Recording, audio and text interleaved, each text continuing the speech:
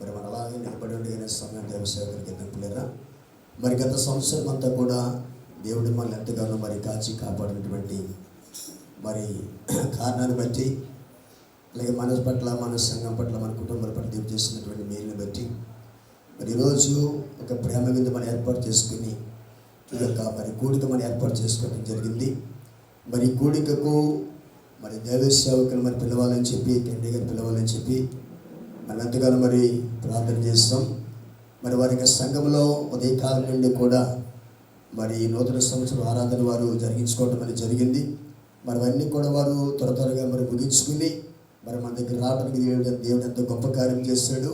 మరి మొదటగా అడిగినప్పుడు మరి మా యొక్క సంఘంలో కూడా మరి ఈరోజు ఆరాధన ఉంటాయని చెప్పి, రావడానికి మరి అవకాశము ఉంటుందో లేదని చెప్పి మరి మొదటగా మాట్లాడడం జరిగింది. కాబట్టి మా యొక్క సంఘము మేము కూడా మరి మిమ్మల్ని ప్రేమతో ఆహ్వానిస్తూ ఉన్నాము. కాబట్టి మీ యొక్క కార్యక్రమం కూడా చక్కబెట్టుకుని మరి రావాలని చెప్పినప్పుడు తప్పకుండా వస్తానని చెప్పి మరి పాస్టర్ గారు వాగ్దానం చేశారు. మరి ఇచ్చినటువంటి మాట ప్రకారముగా మనం చేసినటువంటి ప్రార్థనకి దేవుడు మనకి జవాబిచ్చి మరి ఈరోజు ఎంతో దూరం నుండి మరి వారి యొక్క సహోదరులతో మరి పాస్టర్ మరి కెండి గారు మరి ఆటోల మీద ఎంతో దూరం ప్రయాణం చేసి మన దగ్గర రావడానికి ఎంతో గొప్ప కార్యం చేశాడు.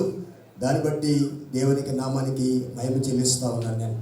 తర్వాత వారి సంఘస్థులు అందరూ నాకు చాలా ఇష్టం. ఎందుకు ఇష్టమో చెప్పనండి, అలాగే ఆహ్వానం ఇస్తే తప్పకుండా వస్తారు వాళ్ళు. మనం వెళ్తాం అలాగా మాట్లాడదాం. హల్లెలూయా. కాబట్టి మీరు ఇలాగే సంఘంతో రావాలని చెప్పినప్పుడు మరి సేవకులతో కలిసి వారు వచ్చినందుకు వారందరికీ కూడా నా ప్రత్యేకమైనటువంటి వందనాలు తెలియజేస్తూ ఉన్నాను. కాబట్టి మరి ఈ రాత్రి దేవుడు నిశ్చయంగా మరి మనతో మాట్లాడతాడని ఎంతమంది నమ్ముతున్నారు మీరు? హల్లెలూయా. అందరూ నమ్ముతున్నారా? అయితే దేవుడు మీతో మాట్లాడాలంటే ఆ యొక్క వాతావరణాన్ని మనమే సృష్టించుకోవాలి. ఇక్కడ మనం అప్పుడే దేవుడు రంగం మీదకి వచ్చి మనతో మాట్లాడే దేవుడు అయి ఉన్నాడు ఆయన. హల్లెలూయా. కాబట్టి దేవుడు మనతో మాట్లాడుతున్నాడుగా సంఘం అని మనం అందరము కూడా మన ఆమేన్ చెప్తూ దేవుని యొక్క నామాన్ని కనపరుచుకుందాం. మరి ఈ సమయాన్ని దైవ సేవకులు కెనడే గారికి ప్రేమతో ఈ సమయాన్ని ఇస్తా ఉన్నాను.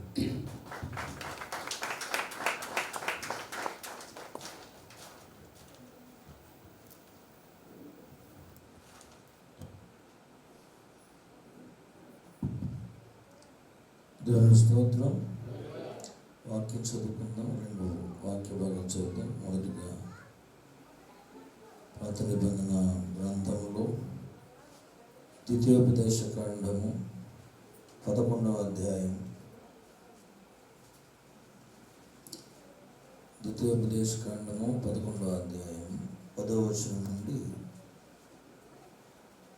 మరి 21వ చదువుతాం. చూడండి. ద్వితీయోపదేశ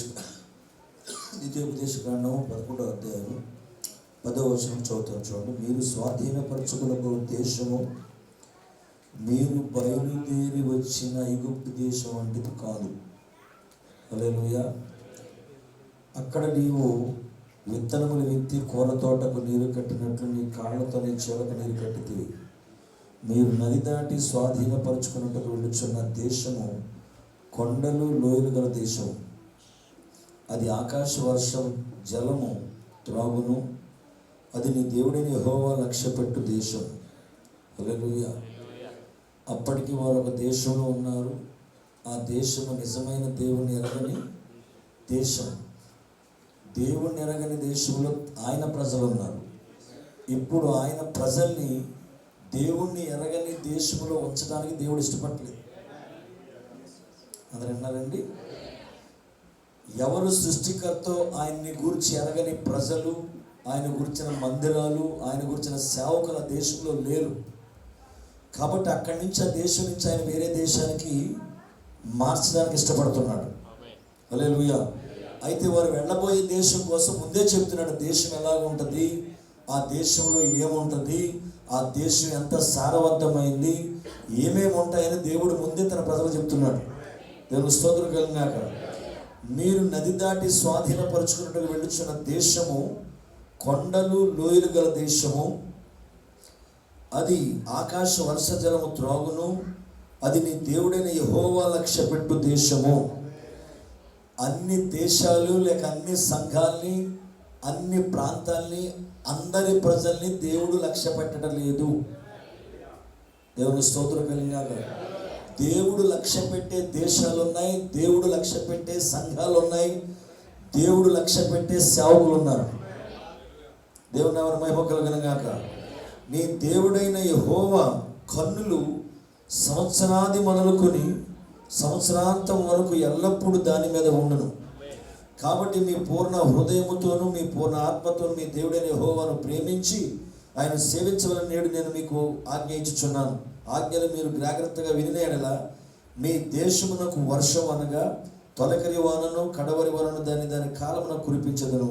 అందువల్ల నీవు నీ ధాన్యమును నీ ద్రాక్షరసమును నీ నూనెను కూర్చుకుందు. మరియు నీవు తిని తృప్తి పొందినట్లు నీ పశువుల కొరకు నీ చాలయందు కట్టి మొరిపించదు.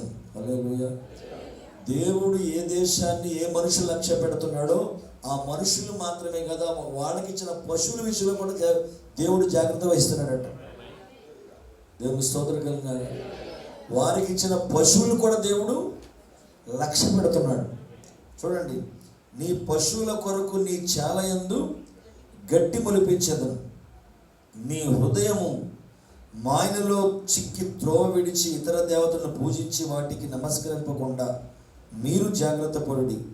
లేని ఎడల యెహోవా మీ మీద కోపపడి ఆకాశమును మూసివేయను. అప్పుడు వాన కురియదు, భూమి పండదు.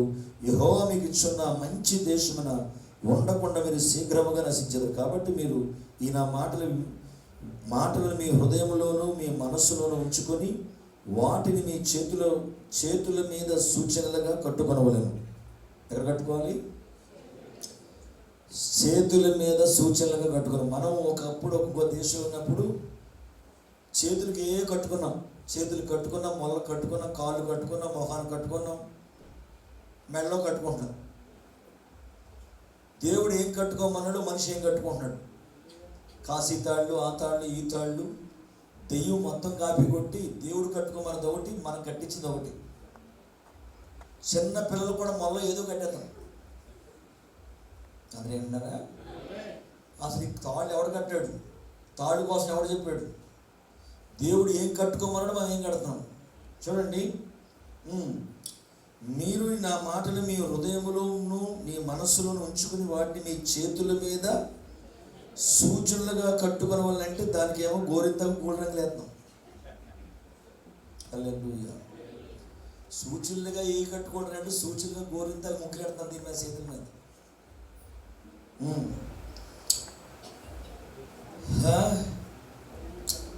కట్టుకొని ఉంచుకొని వాటిని మీ చేతులు కట్టుకున్నాను. అవి మీ కన్నుల నడుమ బాసికములుగా ఉండవాలని. బొట్లు కాదు, బాసికం అంటే వేరు. దేవుడు చెప్పిన ప్రతిదాన్ని దెయ్యం కాపీ కొట్టి దేవుని యొక్క పూర్తి అర్థాన్ని దెయ్యం మార్చేసి మన నెత్తి మీద, మన నొసటి మీద బొట్లు గుట్లు అన్నీ పెట్టేసింది. అది బాసికం అంటే రెండు కళ్ళకి మధ్యలో పెట్టేదాన్ని ఉండే స్థలాన్ని ఇక్కడ ఉంటారు చూడండి. ఇక్కడ ఏమంటారు చూడండి, మీ కన్నుల నడుమ అన్నాడు. రెండు కళ్ళు కంటే నలగొట్టుగా పెట్టమని కాదు అక్కడ. ఆ కంటికి ఈ కంటికి మధ్యలో ఏముంది? బొట్టు ఎక్కడ పెడతారు? అక్కడ ఏ చీర కట్టుకుంటే ఆ రంగు బొట్టు. అక్కడ ఏం పెట్టమన్నాడు? వాక్యం పెట్టమన్నాడు. దేవుని స్తోత్రం. బాసికములుగా ఉండవాలని నీవు నీ ఇంట కూర్చున్నప్పుడు, త్రోవను నడిచినప్పుడు, పండుకున్నప్పుడు, లేచినప్పుడు వాటిని గూర్చి మాట్లాడుచు వాటిని మీ పిల్లలకు నేర్పి. హల్లెలూయా. నీ ఇంటి ద్వార బంధముల మీదను నీ గౌనుల మీదను వాటిని వ్రాయవలెను. పిల్లలకు నేర్పించవలసింది బాధ్యత తల్లిదండ్రులకి ఏంటంటే వాక్యం ఒకటే నేర్పించాలి. వాక్యం తప్ప పెద్దమ్మ మంచిది కాదు, పెద్దమ్మ మంచోడు కాదు, చిన్నమ్మ మంచిది కాదు, నాయనమోటికి వెళ్ళమో అది కుళ్ళిది, పెద్దమ్మోటి పిల్లలు చూద్దాం మనం చూడదు, ఇట్లా తప్పుడు మాటలు పిల్లలకు నేర్పించామంటే పిల్లల పాటు చేసేది నువ్వే. అందరు నాతో ఉన్నారనుకుంటున్నాను. దేవుని స్తోత్రం కలిగినాక నీ ఇంటి ద్వార బంధముల మీదను నీ గౌనుల మీదను వాటిని వ్రాయవలను. ఏమని? ఇది యెహోవా నిలయము. కాబట్టి దాంట్లో మంతు అవుతారు. అది కాదు, ఇంటి గోడ మీద రాసుకోండి, ఇంటి మీద పోటేయడం కాదు. అక్కడ ఇల్లు నువ్వే. దేవుని స్తోత్రం. అలాగు చేసిన యెహోవా మీ పితరులకు ఇచ్చిన ప్రమాణము చేసిన దేశమును మీ దినములను మీ సంతతి వారి దినములను భూమికి పైగా ఆకాశం నిలిచినంత కాలము విస్తరించును. అలాగే ఇంకో వాక్యం చూద్దాం. కొరింథీయులకు రాసిన 2వ పత్రిక, అపోస్తలుడైన పౌలు కొరింథీయులకు రాసిన 2వ పత్రిక 5వ అధ్యాయము 17వ వచనం. కాగా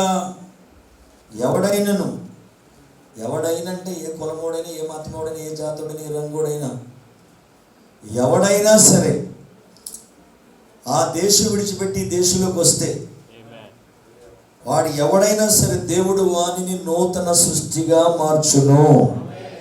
ఎవడైనను క్రీస్తునందు ఉన్న ఎడల వాడు నూతన సృష్టి, పాతవి గతించును, ఇదిగో క్రొత్త వాయును. సమస్తమును దేవుని వలనైనవి ఆయన మనలను క్రీస్తు ద్వారా తనతో సమాధానపరుచుకుని ఆ సమాధానపరచు పరిచర్యను మాకు అనుగ్రహించను. దేవుడు తన వాక్యం దీవించును గాక.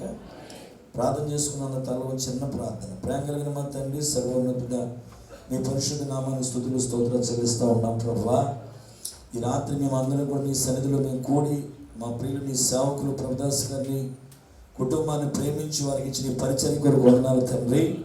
మరి పరిచర్యను మీరు దీవించి ఆశీర్వదించి నిశ్చయంగా మీరు కాచి కాపాడుతున్నందుకు వందనాలు. ఈ సంవత్సరాది గత సంవత్సరం అంతా కూడా మరి సంఘాలు ఎన్నో గలిబిళ్ళు, అవరోధాలు, ఎన్నో ఆటంకాలు, సమస్యలు, నాయన ఒత్తిళ్ళు, ఎన్నో ఇబ్బందుల నుంచి తొలగించి కాపాడి కృంగిన సమయాల్లో నువ్వు లేవనెత్తిన దేవుడు నాయన. నీ పిల్లల్ని కృంగిపోతుంటే చూస్తూ ఉండే దేవుడు కాదు ప్రభా. మరి మాకు వస్తున్న ఎత్తు పల్లాల్లో నుంచి ప్రతి విషయం తప్పించిన ఆయన సజీవులుగా ఉంచి మరొక సంవత్సరం అంటూ, మరొక దినమంటూ, మరొక గడి అంటూ మా దీన బ్రతుకులు అనుగ్రహింపజేసిన వందనాలు. మాకంటే గనులు, గొప్పవారు, అందచందలిగిన వారు ఇదిగో నాయన మన రోజుకి కొన్ని వేల మంది చనిపోతున్నారు, లక్షల మంది చనిపోతున్నారు ప్రభా. వాళ్ళందరికంటే మేము నీతిమంతులము, పరిశుద్ధులము, యథార్థవంతులము చెప్పట్లేదు నాయన. వాళ్ళందరికంటే దౌర్భాగ్యులం. ఆయనను నీ కృపచేత రక్షించబడిన పాపులమైన మమ్మల్ని నువ్వు కృప చూపించి కాపాడుతున్నందుకు వందనాలయ్యా ప్రభు. మనకి ఇచ్చిన సంఘాన్ని బట్టి వందనాలు. మరి దినాన్ని ఏర్పడిన కూడిన ఇంతవరకు బిడ్డలందరూ కలిసి పాడి స్తుతించి ఆరాధించారు. అలాగే ప్రతి ఒక్కరిని మీరు పేరు పరిచయం దీవించండి. పాడిన బిడ్డలను దీవించండి, ఆరాధించిన బిడ్డలను దీవించండి, ఆర్కెస్ట్రా వాళ్ళని దీవించండి. ఇక్కడ ఆపరేట్ చేస్తున్న ప్రతి వ్యక్తిని నాయన, ప్రతి కుటుంబాన్ని పేరు పరిచయం దీవించండి. నీ సేవకుడు కూడా దీవించండి. కొద్దిసేపు నీ వాక్యమే ధ్యానిస్తుండగా ప్రభు, అల్పును అయోగ్యుని ఎన్నికలేని వాడు నాయన, ఇదిగో మీ యొక్క ఆహ్వానాన్ని ప్రభు మీకు రాజస్వాగం పలుకుతున్నాం నాయన. ఈ పులిపిడి మీద మిమ్మల్ని ఆహ్వానిస్తున్నాం ప్రభు. నీవే ముఖ్య ప్రసంగికుడు మా మధ్యలో రండి నాయన. ఇక్కడ ఎవరు ఏ ఉద్దేశంతో వచ్చారో మాకు తెలియదు. వాళ్ళ హృదయ రహస్యమైన దేవుడు, నువ్వు మాత్రమే వారితో మాట్లాడగలవు. నిశ్చయంగా నాతో అందరితో మాట్లాడండి. మీ ప్రసన్నత మా పైన ఉంచండి, మీ గొప్ప శక్తి మా పైన ఉంచండి. మా మధ్యలో కదలాడండి. నీ తాగుడు మాకు ఇవ్వండి ఆయన. ఏదైనా రోగులుగా ఉంటే స్వస్థపరచండి, సమస్యలతో ఉన్నవారు విడిపించండి, రక్షణ లేని వారు రక్షణ ఇచ్చండి. బాప్తిసం పొంది తిరిగి లోపల కలుసుకున్న బిడ్డలు మరలా మాట్లాడి పునరుద్ధరింపజేసి నీ గొప్ప అభిషేకం మరలా మరువిచ్చి మరలా సంఘంలో నడిపించండి, మరుగు చేయండి, బలపరచండి. యేసయ్య ప్రార్థించుకుంటాము తండ్రి. ఆమేన్. కూర్చోండి.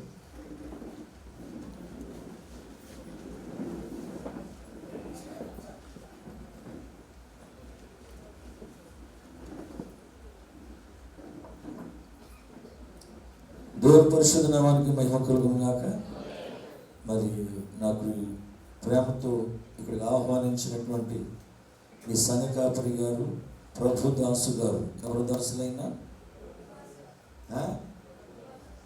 ప్రభుకి దాసులు, ఆ దాసులు గారికి వారి కుటుంబానికి మరి మా చిన్న సంఘం తరపున ప్రత్యేకమైన వందనాలు తెలియజేస్తున్నాము. అలాగే కూడొచ్చిన మీకు కూడా ప్రభు యేసుక్రీస్తు ప్రత్యేకమైన వందనాలు. అందరు వందనాలండి. అందరు బాగున్నారండి. హ్యాపీ న్యూ ఇయర్ అని చెప్పను, అవి మన మాటలు కాదు. దేవుని స్తోత్రం కలిగారు. హ్యాపీ న్యూ ఇయర్ అంటే ఏమి హ్యాపీ, ఏమి న్యూ ఇయర్. సో ఒకప్పుడు మనం ఐగుప్తులో ఉండగా ఈ డ్రామాలన్నీ వేసాం. అయితే మనకి క్రీస్తులో ఉన్నవాడికి ఎప్పుడు హ్యాపీ. క్రీస్తులో జన్మించిన వాడు ఎప్పుడు హ్యాపీగానే ఉంటాడు. ఎందుకంటే ఆయన దగ్గర దుఃఖం అనేది ఉండదు, ఆయన దగ్గర కన్నీరు ఉండదు, ఆయన దగ్గర ఎప్పుడు సంతోషమే. కాబట్టి క్రీస్తులో ఉన్నవాడు జీవితం గృహం లేకపోయినా, వస్త్రాలు లేకపోయినా, ఆహారం లేకపోయినా, ఏమీ లేకపోయినా కూడా వాళ్ళు ఎప్పుడు వారి జీవితాలు, వాళ్ళ ముఖాలు ఎప్పుడు ప్రకాశిస్తూ ఉంటాయి. దేవుని స్తోత్రం కలిగినాక నిజంగా మనం చదువుకున్న ద్వితీయోపదేశ కాండంలో పిల్లారా, ఇశ్రాయేలు కోసం మాట్లాడుతూ భౌతికంగా అన్నప్పుడు వాళ్ళు ఒక దేశంలో ఐగుప్తు అనబడే దేశంలో ఉన్నారు. అది నేటి మన కాలానికి ఐగుప్తు అనగా సంఘశాఖ అన్నాడు. అందరు విన్నారండి? మన యొక్క ఆత్మీయ అర్థంలో మనం దాన్ని తీసుకుంటే ఇప్పుడు అది మనకి ఒక సంఘశాఖ, డినామినేషన్ లాంటిది. సంఘశాఖలో ఉండగా మనం క్రిస్మస్ పండుగలు చేసాం, సంఘశాఖలో ఉండగా న్యూ ఇయర్ చేసుకుని ఇంటి ముందు ముగ్గులు వేసుకుని రంగురంగులతో ముగ్గులేసి రోడ్ల మీద న్యూ ఇయర్ అని రాసి తెల్లారి మన రాత్రి అంతా ప్రార్థనలో గడిపి అక్కడ మళ్ళీ 10 సంవత్సరాలు వాగ్దానాలు తీసుకుని దేవుడు ఈ సంవత్సరం మాకు ఏం వాగ్దానం ఇచ్చాడు. అయ్యగారు నేను మరొకసారి బైబిల్ బుక్ స్టాల్లోకి వెళ్తే ఏదో కొందామని వెళ్ళాను. నేను వెళ్తే మొత్తం వాగ్దానాలు ఎన్ని పెట్టారు మొత్తం కార్డులు, కొత్త సంవత్సరం వాగ్దానం, నూతన సంవత్సరం వాగ్దానాలు ఏంటంటే అన్ని దీవెనలే. ఒక్కడ కూడా శాపమోచనం శాపంతో ఉండదు. కానీ బైబిల్ గ్రంథంలో కేవలం దీవెనలు మాత్రమే లేవండి, కేవలం ఆశీర్వాదాల కోసమే లేవు, శాపాలు కూడా ఉన్నాయి. సుఖం కోసమే రాయబడింది, కష్టాల కోసం కూడా రాయబడింది. చూడండి, మీరు ద్వితీయోపదేశకాండంలోనే మనం చూస్తే 30వ అధ్యాయం కూడా చూడండి. మీ ఎదుట ఈ దీవెనలను శాపాలు మీ ముందు ఉంచానని చెప్పాడు.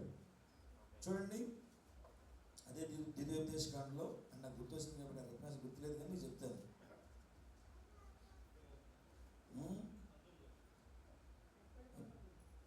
ద్వితీయోపదేశకాండం 30 ఓకే.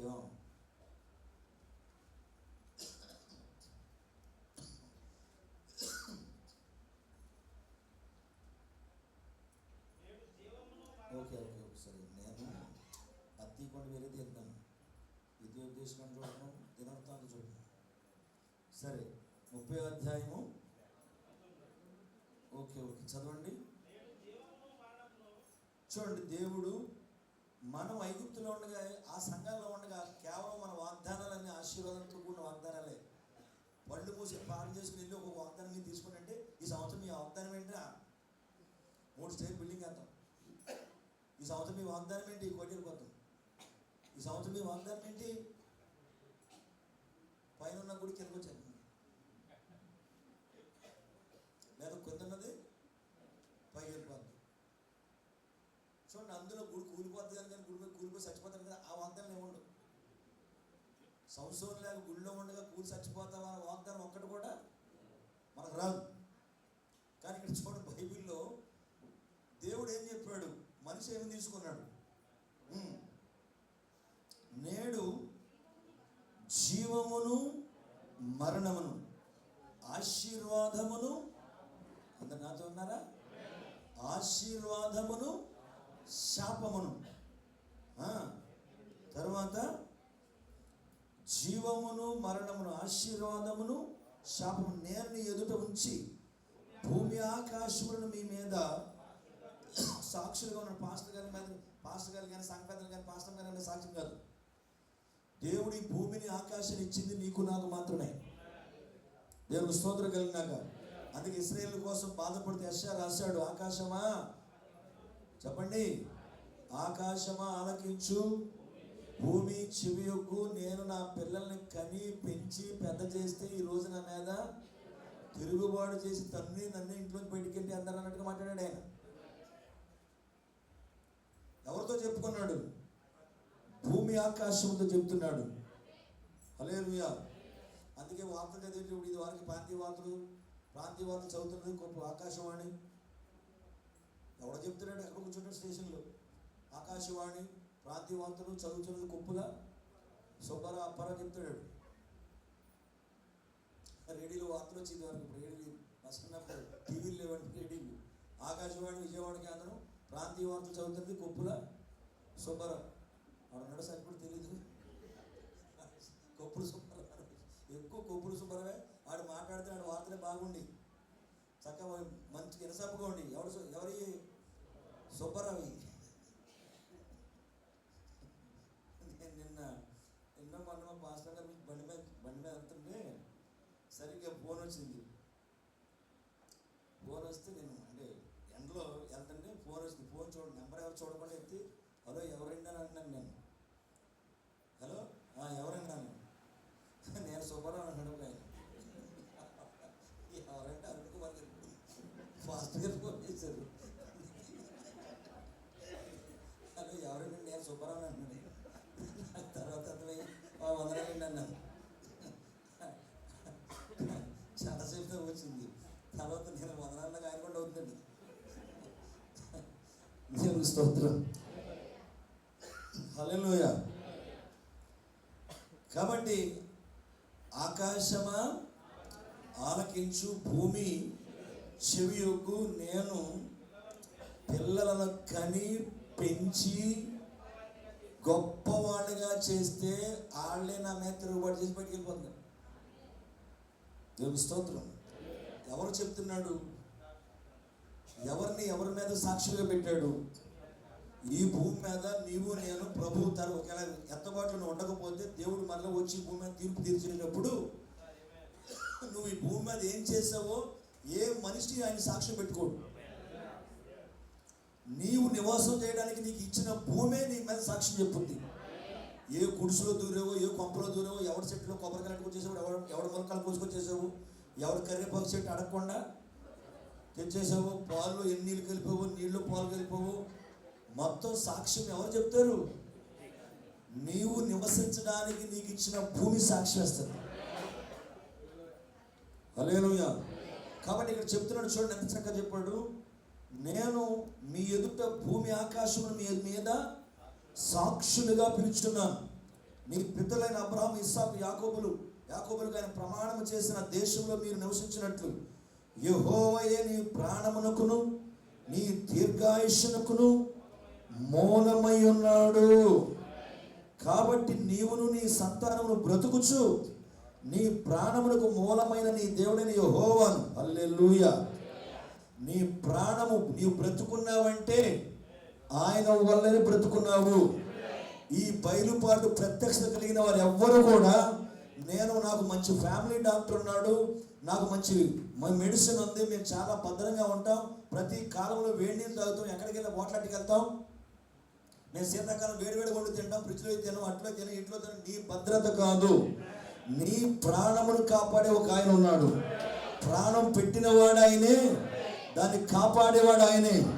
అందుకే దావీదు ప్రార్థన చేస్తూ అంటాడు, నా ప్రాణమా యెహోవాను సన్నిధించు, ఆయన చేసిన ఉపకారంలో దేనిని మర్చిపోక.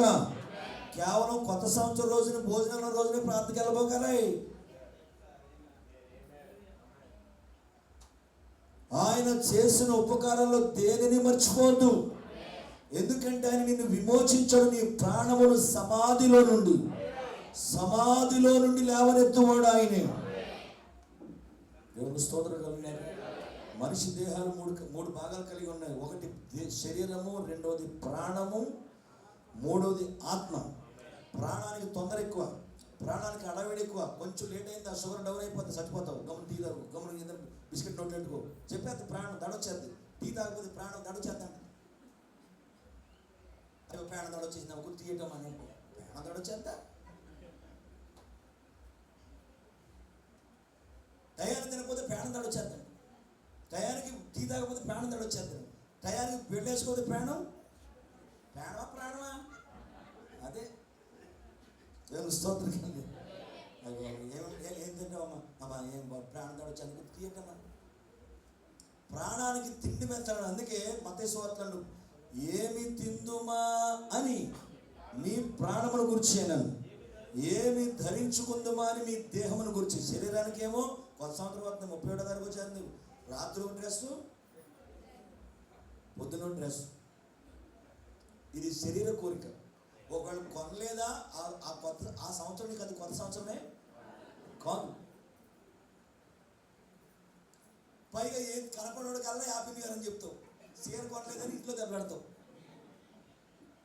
దేవుని స్తోత్రం. హల్లెలూయా, హల్లెలూయా. అందరికి అర్థమవుతుందండి? శరీరానికి ఏమో ఏమి ధరించుకోవాలి, ఏం పెట్టుకోవాలి, బయటికి వెళ్ళినప్పుడు ఏం పెట్టుకోవాలి, పెళ్ళికి వెళ్ళినప్పుడు ఏం పెట్టుకోవాలి, ప్రార్థనకి వెళ్ళినప్పుడు ఏం తీసేది. దేవుని స్తోత్రం. కొంతమంది భలే డ్రామాలేశ్వరు వీళ్ళకి అసలే ఎవరో డైరెక్టర్ ఉంటారు కదండి, వాళ్ళు ఎవరో ప్రాంప్టింగ్ అక్కర్లా. ప్రార్థనకు వచ్చేటప్పుడేమో చక్కగా వస్తారు దీనులుగా, బయట ఫంక్షన్లకి కార్యక్రమాలకు వెళ్ళేటప్పుడు డెకరేషన్ వేరుగా ఉంటుంది. అది నీ శరీరం కోరిక. ఏమి తిందుమా, ఏమి త్రాగుదుమా ప్రాణం కోరిక, ఏమి ధరించుకుందుమా అనేది శరీరం కోరిక. యేసు ప్రభువు చెప్పాడు మత్తయి సువార్త 5వ అధ్యాయంలో, ఏమి తిందుమా, ఏమి త్రాగుదుమా అని మీ ప్రాణమును గురించి. హల్లెలూయా. కాబట్టి 2-3 సార్లు చెప్పాను మీకు, దావీదు నా ప్రాణమా యెహోవాను సన్నిధించు అంటున్నాడు. ఇంకొక రోజు ఉన్నాడు, వాడన్నా నా ప్రాణమా తిను త్రాగు సుఖించు. వాడు ప్రార్థన వద్దు. నీ ప్రాణం ఎవడిచ్చాడు, నిన్ను ఎవడు భూమి మీద ఉంచాడు, నీకు ఆస్తి ఎవడిచ్చాడు, నీకు ఇల్లు ఎవడిచ్చాడు, వాడు మొత్తం మర్చిపోయి మూర్ఖుడు అన్నాడు ఒక రోజు పడుకుని, నా ప్రాణమా అనేక సంవత్సరాల సరిపడా నీ కోసం నేను ఆస్తి నిలవగట్టాను. ఎంత తినాలనుకుంటే అంత తిను, ఎన్ని తాగాలనుకుంటే అంత తాగు, ఎక్కడికి వెళ్ళాలంటే అక్కడికి వెళ్ళు, తినుము త్రాగుము సుఖించుము. వీడు కనీసం దేవుడు స్తుతించు అనే మాట మాట్లాడాల. కాబట్టి వాడు చనిపోయి వీడు చనిపోయి వాడు నరకాన పోయాడు. దేవుడు స్తోత్రం కలుగుగాక. కానీ ఎంత గొప్ప ఉన్నతమైన ఆధిక్యత నుండి కూడా దావీదు అన్నాడు, ఆయన చేసిన ఉపకారములలో దేనిని మర్చిపోవద్దు. దేవుని నామమున మహిమ కలుగుగాక. హల్లెలూయా. కాబట్టి కొత్త సంవత్సరంలో మనం ఐగుప్తులో ఉండగా వాగ్దానాలు అక్కడ పెట్టడం, అవి తీసుకోండి, నీకేం వాగ్దానం వచ్చింది, నీకేం వాగ్దానం వచ్చింది ఇట్లా అంటే మనం ఐగుప్తు అనబడే సంఘ శాఖలో ఉండగా ఈ కార్యక్రమం నేర్చుకున్నామండి. కానీ ఈ కాల వాక్యం, ఈ కాల వర్తమానికి ఏమన్నా తెలుసా? నీ యొక్క దర్శనము, హల్లెలూయా,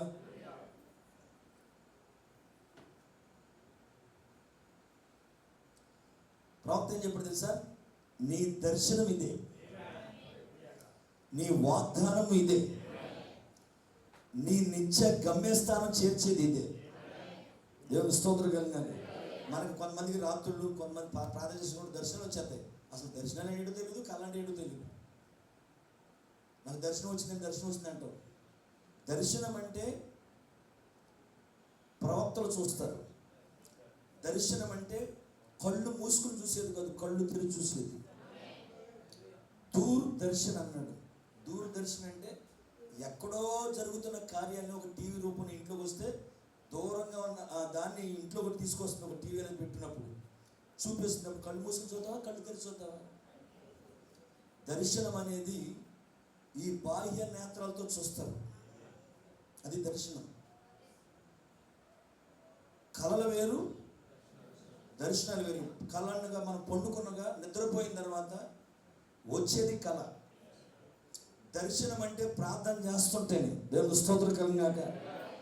విలియం బ్రన్హాం గారు ఈ కాల ప్రవక్త దగ్గరికి అనేక మంది ఆయన వచ్చిన వాళ్ళ దగ్గర ప్రార్థన చేయించుకోవడానికి వచ్చేటప్పుడు వాళ్ళకి ఏం జరిగిందో సాక్ష్యం చెప్తూ ఉండేవారు. వాడు సాక్ష్యం చెప్తూ ఉండగానే వాడ జీవితం అంతా అక్కడ చూసేసేవాడు. దేవుని స్తోత్రం కలిగినాక. వారు కొన్ని మర్చిపోయి మానేసేవారు చెప్పడం. మర్చిపోయిన దాన్ని కూడా ఆయన చెప్పేసేవాడు. నీతో మాట్లాడినట్టే ఉండేవాడు, అలా చూసి మాట్లాడేసేవాడు. అమ్మా నువ్వు ఇది చెప్పడం మర్చిపోవు, ఇదిగో ఇది కూడా జరిగింది నీ జీవితంలో. అది దర్శనం. దేవుని స్తోత్రం కలిగినారు.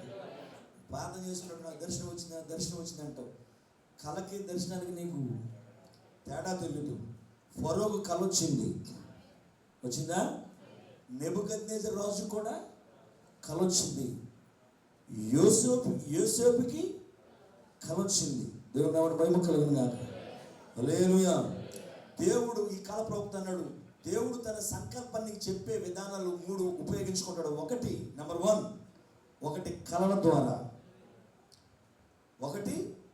కళల ద్వారా. నెంబర్ 2 ఊరీము తుమ్మిం అనగా, ఊరీము తుమ్మిం అని పాత నిబంధన గ్రంథంలో ఉన్నాయి. అది కూడా మీరు చదవండి, నిర్గమకాండంలో ఉంటుంది. ఊరీము తుమ్మిం పాత నిబంధనలో, అది అహరోను మెడలో వేసుకున్న పథకములో ఉన్న రాళ్ళు 12 రాళ్ళలో, ఆ సంఘములో, ఆ కూటములో ఎవరైనా సరే రాత్రి నాకు దర్శనం వచ్చింది, దేవుడు నన్ను సేవకి వెళ్ళమన్నాడు, లేకపోతే రేపు పొద్దున నన్ను ఇచ్చేయమన్నాడు, అజ్జేయమన్నాడు, నాకు అజ్జేయమని చెప్పి నాకు ఇలా చెప్పాడంటే, అప్పుడు ఆ వ్యక్తి మొట్టమొదటిగా ఆ దర్శనమైన కళ అయినా ఎవరి దగ్గర చెప్పాలంటే ఆ సంఘంలో ఉన్న ప్రధాన యాజకుడికి చెప్పాలి. దేవుని స్తోత్రం కలిగినాక. హల్లెలూయా. ఆ అహరోను మెడలో వేసుకుని, అది ఆ పరిశుద్ధ స్థలంలోకి వచ్చేటప్పుడు ఆయన మెడలో వేసుకునే అది ఆ పథకం పేరేంటంటే న్యాయ విధాన పథకం. ఆ పథకములో 12 రాళ్ళు ఉంటాయి. 12 గోత్రాలకు సంబంధించిన 12 వజ్రాలతో కూడిన రాళ్ళు ఉంటాయి. ఆ పథకాన్ని అహరోను వేసుకునేవాడు, లేక ప్రధాన యాజకులు వేసుకునేవారు పాత నిబంధనలో. పిల్లరా, ఆ వేసుకుని మందిరంలోకి వస్తే గుళ్ళోని కళ వచ్చినా, దర్శనం వచ్చినా, అది దేవుడిచ్చిందా, నువ్వు ఊహించుకున్నదని వచ్చిందా, దేవుడిచ్చిన దర్శనమా, నీకు పెచ్చ దర్శనాలా, పెచ్చ కళ వచ్చినాయా అని చెప్పే విధానాన్ని పాస్టర్ గారి దగ్గరికి వస్తే, పాస్టర్ గారి ముందు నిలబడితే పాస్టర్ గారు చెప్పాలి, నీకు ఏ కళ వచ్చింది రాత్రి, ఆ కళ దేవుడిచ్చిందా, నువ్వు ఊహించుకుంటే వచ్చిందా. కళలు దేవుడిచ్చే కళలు వేరు, మనము ఎక్కువ ఆలోచించి పనిచేసి పడుకున్నప్పుడు వచ్చే కళలు వేరు. అందుకే దేవుడిచ్చింది అయితే ఆ కళను దేవుడు ఖచ్చితంగా నెరవేరుస్తాడు. అది దేవుడిచ్చింది కాకపోతే జరగదు. కొంతమంది ఎవరినో మనసులో పెట్టుకుంటారు, వాడు పెళ్లి చేసుకున్నట్టు, వాళ్ళిద్దరు పారిపోయినట్టు, తర్వాత వాళ్ళ అమ్మాయి నాన్న వద్దన్నట్టు, మళ్ళీ కొన్ని రోజులు వచ్చేసి ఇంట్లో చేసుకున్నట్టు వస్తుంది మన కళలో. హల్లెలూయా. ఎట్లాంటి పనిమాల కళను వచ్చి పాస్టర్ గారు నాకు ఎలా కళ వస్తుంది అంటే, పాస్టర్ గారు తలకాయ ఊపుతానికి ఈ పాస్టర్ ఊరుకుంటాం కానీ ఆ పాస్టర్ ఊరుకుంటాం. అందుకే ఎదురుగుండా నిలబడితే, సార్ నాకు ఇలా రాత్రి కళ వచ్చింది, వాళ్ళని అబ్బాయిని చేసుకోమని నాకు చూపించాడు దేవుడు, ఆ అమ్మాయి కోసం మాట్లాడుతున్నాడు అని అంటే, అప్పటికే నువ్వు 3 మెసేజ్లు స్టార్టింగ్ అన్నీ అయిపోతాయి. కానీ దేవుడు చూపించాయని చెప్పేస్తాం. అలా చెప్పేసి చెప్తే కుదరదు అక్కడ. అప్పుడు నువ్వు చెప్పిన దానికి అలా నిలబడి, అలా ఎదురుగుండా నిలబడితే ఆయన మెడలో ఉన్న న్యాయ విధాన పథకములో దేవుడు ఇస్తే గనక దేవుడు అక్కడ దిగొస్తాడు. దేవుని వెలుగు ఈ రాళ్ళ మీద పడుతుంది. ఆ రాళ్ళు ఏం చేస్తాయంటే దేవుడు ఇస్తే కనుక ప్రకాశిస్తాడు, రిఫ్లెక్ట్ ఇస్తాయి అన్నమాట. ఎస్, ఇట్ ఈస్ ట్రూ, ఇది నేనే ఇచ్చాను, ఈ కళ నేనే చెప్పాను అని ఆ రాళ్ళలో నుంచి వచ్చే వెలుగు రిఫ్లెక్ట్ ఇస్తుంది. ఆ వెలుగు కనుక దాంట్లోంచి వచ్చిందంటే నీకు వచ్చే కళ కరెక్ట్. ఒకవేళ ఆ రాళ్ళు వెలగట్లేదని అంటే అది దేవుడిచ్చింది కాదు. దేవుని నామమున మహిమ కలుగుగాక. చదువుతారా, తీసారా? అది ఊరిమి తుమ్మిం కోసం ద్వితీయోపదేశ ఏంటిది, అది నిర్గమకాండం చూడండి, అక్కడ ఉంది. త్వరగా 28వ అధ్యాయము 29వ వచనం చదువు త్వరగా. అట్లు అహరోను పరిశుద్ధ స్థలములకు వెళ్ళినప్పుడు అతడు తన రొమ్ము మీద న్యాయ విధాన పథకములోని ఇశ్రాయేళ్ల పేళ్లను నిత్యము యెహోవా సన్నిధిని, దేవునికి స్తోత్రము కలుగునుగాక.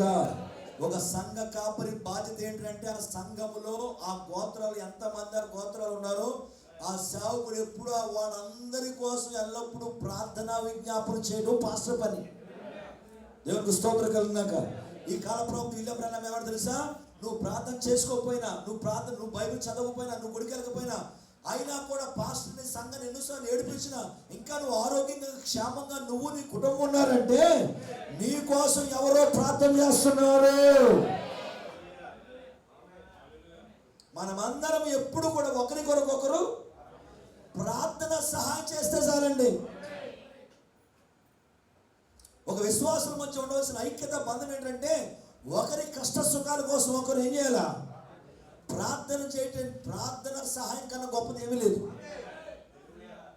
దేవుని స్తోత్రం కలిగినాక ఈ రోజు నువ్వు నేను ఎంతో మంది చనిపోతుంటే ఈ రోజు ఇంత క్షేమంగా ఉన్నావంటే నీ కోసం నీ కాపురం చేయొచ్చు, నీ సంఘం చేయొచ్చు. ఎవరో నీ కోసం చేస్తున్నారు.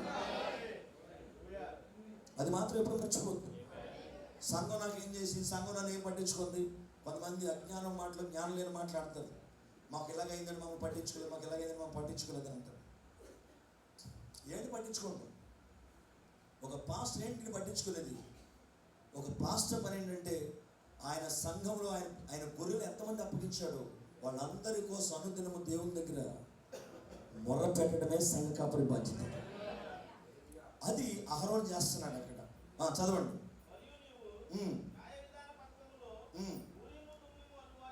ఊరీము తుమ్మిము అను వాటిని ఉంచవలెను. అహరోను యెహోవా సన్నిధికి వెళ్ళేటప్పుడు ప్రతిసారి ఆ పతకము దాన్ని మెడలో వేసుకోవాలి. ఉండునట్లు అహరోను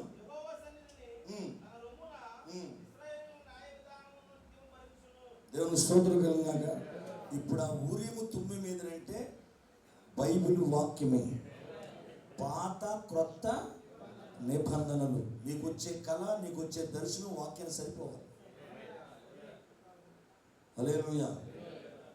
దేవుడు కళ ద్వారా మాట్లాడతాడు, దేవుడు వాక్యం ద్వారా మాట్లాడతాడు, దేవుడు ప్రార్థన చేసుకున్నప్పుడు మాట్లాడతాడు. ఇది దేవుడు నీకు తెలియజేసే 3 విధానాలు అన్నాడు. ఈ కాల ప్రవక్త విలియం బ్రానన్ చెప్పాడు దాన్ని. ఒక వ్యక్తికి దేవుడు ఏదైనా చేయాలనుకుంటే ఈ 3 మార్గాలు ఉపయోగించుకుంటాడు. దేవుడు నామమున మహిమ కలుగుగాక. నువ్వు ఇంటికాడ ప్రార్థన చేస్తావు. ఒకవేళ నీ ప్రార్థనలో నీకు జవాబు వచ్చినట్టు నీకు అనిపించదు, కానీ నువ్వు ప్రార్థన చేసుకుని సంఘానికి రా. సంఘంలోకి నిలబడినప్పుడు దేవుడు సేవకుల నుంచి మాట్లాడతాడు. దేవుడు నామమున మహిమ కలుగుగాక. అందుకే మన ప్రవక్త చెప్పాడు, నువ్వు ప్రార్థనకి ఆరాధనకి వెళ్తున్నప్పుడు ప్రార్థన చేసుకుని వెళ్ళు, లేదా అరగంట ముందు వచ్చి ప్రార్థన చేయి. ఏమని ప్రార్థన చేయి? దేవా దాంతో మాట్లాడు, వీడితో మాట్లాడు, పనిమాలతో మాట్లాడు, అది నా మీద దెబ్బలాడింది కాదు, నీతో మాట్లాడమని చెప్పు. నువ్వు అరగంట ప్రార్థన నీ కోసమే చేసుకో. ఈ రోజు నన్ను ఖచ్చితంగా నాయన నీ ప్రసన్నత నాకు కావాలి. నా లోపాలను ఎత్తు చూపించు నాయన, నా తప్పిదాలు ఏంటో చూపించు ప్రభువా. నువ్వు అడుగల ప్రార్థన చేయి, దేవుడు ఖచ్చితంగా నీతో మాట్లాడతాడు. దేవుని స్తోత్రం కలిగినాక హల్లెలూయా. కాబట్టి మనం బైబిల్ ఐగుప్తు అనబడే సంఘ శాఖలో ఉండగా ఇట్లాంటి పాత కార్యాలు అన్నీ కనపడిన వాళ్ళకి హ్యాపీనియర్ అది ఇది అని మనం చెప్పాం. ఇప్పుడు మన కాలపు దూత వచ్చి ఏమన్నాడు తెలుసా? మీరు స్వాధీనపరచుకోబోయే దేశం ఇంతకు ముందు మీరు జీవించిన ఐగుప్తు దేశం వంటిది కాదు.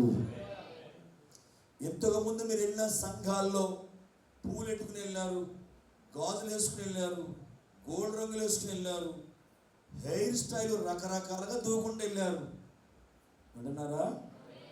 హల్లెలూయా. ఇప్పుడు మీరు నివసించబోయే దేశం ఇంతకు ముందు మీరు జీవించిన దేశం లాంటిది కాదు. అనగా ఇంతకు ముందు మీరు వెళ్ళిన సంఘం లాంటి సంఘం కాదు. ఇప్పుడు మీరు తెలుసుకునే ఈ వర్తమానం. మీరు ఒకవేళ తెలియకపోతే ఇంతకుముందు మీరు ఏదో ఏ సంఘానికి వెళ్తే ఏంటి, మేము ఇదివరకు అక్కడికి వెళ్ళినాం కానీ ఇప్పుడు ప్రదేశ్ గారికి అక్కడికి వస్తున్నాం. నో. ఇప్పుడున్న సంఘాలన్నింటిలో కంటే, మీరు లోకంలో చూసే సంఘాలన్నింటిలో కంటే దిస్ ఇస్ ద డిఫరెంట్. హల్లెలూయా. ఇక్కడ మీరు నివసించే ఈ దేశం వేరు, ఈ సంఘం వేరు, ఈ వాక్యం వేరు, ఈ ప్రత్యక్షత వేరు, ఇక్కడ మీరు చేయవలసిన కార్యాలు వేరు. మనం ఇంతవరకు ఎలా వెళ్ళిన సంఘాలు ఎలా పడితే అలా వెళ్ళి, ఎప్పుడు పడితే అప్పుడు వెళ్ళి, మనకి ఇష్టమైతే కూర్చొని మనం అక్కడ ఏదో చేసి పండగ సింధులేసి డ్యాన్సులు వేసి తర్వాత కానుకేసి నీ కానుక నీ పేరు అక్కడ చెప్తే నువ్వు ఏదో 2 మాటలు వినేసి నీ పేరు చదివారే లేదా? చదివారు. పలానా ఆయన శివరావు 2 మొత్తం నియమించాడు, రాజు మాసం ఇచ్చాడు. ఈ మాటలని చెప్తేనే తప్ప అలా చెప్పలేదా, పేరు రాలేదా అందుకు అలిగేసి వెళ్ళిపోతుంది. మరి విశ్వాసం రావు. అట్లాంటిది కాదు ఈ దేశం, అటువంటిది కాదు ఈ సంఘం. నిన్ను ఇక్కడ ఎవరు పొగడరు, కానీ నువ్వేం చేస్తున్నావు పొగడకుండా నువ్వు చేసిన కార్యానికి ప్రతిఫలం ఇచ్చేవాడు ఒక ఆయన ఉన్నాడు. ఇది సారవంతమైన దేశం. హల్లెలూయా. ఇది నిజమైన దేశం. ఇది నీ జీవితం బయట పెట్టే దేశం. ఇది నీ యొక్క బ్రతుకుని మనిషిలాగా, ఇప్పుడు దాకా మనిషిలా మనం బ్రతకలా, మనుషులాగా మాట్లాడలేదు, ఒక పశువులుగానే బ్రతక లోపల ఉన్నప్పుడు ఇప్పుడు ఈ వర్తమానం నిన్ను ఒక మనిషిగా చేస్తుంది. అంత మాత్రమే కాదు, ఇది నిన్ను దేవుడి వలె మారుస్తుంది. హల్లెలూయా, హల్లెలూయా.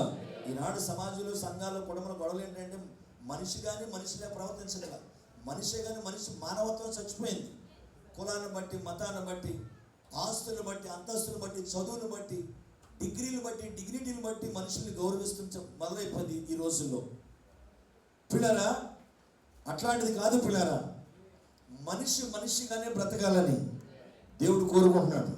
మాట ఉంది, మనిషిగా బ్రతకాలని, మనిషిలో మంచిని పెంచాలని, దీనులనే నీవు కరుణించి, వేదనలే నీవు తొలగించి. హల్లెలూయా. ఏంటది? హృదయమే నీ ఆలయం క్రీస్తు, నీ నామమే నా గానం. హృదయ ఇలా వెళ్ళిపోతాను. నాకు ఇష్టం ఉండాలి పాడడానికి ఉండరా అంతే. ఆ పని ఏంటంటే కొట్టేసాం, ఇలా మరి ఇది ఈ గ్యాప్లో బయట కొట్టేసి రావాలి. మావాడు నేను ఏమనుకోవాలి. దేవుని స్తోత్రం. హల్లెలూయా, దేవుని స్తోత్రం. అందరు ఇక్కడ ఉన్నారా? మనిషిగా బ్రతకాలి. ఒకడున్నాడు, వాడు మనిషి కానీ పశువులే పట్టుకాడు, పశువులే మాట్లాడాడు, పశువులే అరిచాడు. కోమ గారిని లాస్ట్ టైం వచ్చినప్పుడు చెప్పాడు ఆ నెబ్కద్నెజర్ కోసం. అసలు వాడి దగ్గరికి వస్తున్నవాడు అలా ఎవడు ఏదని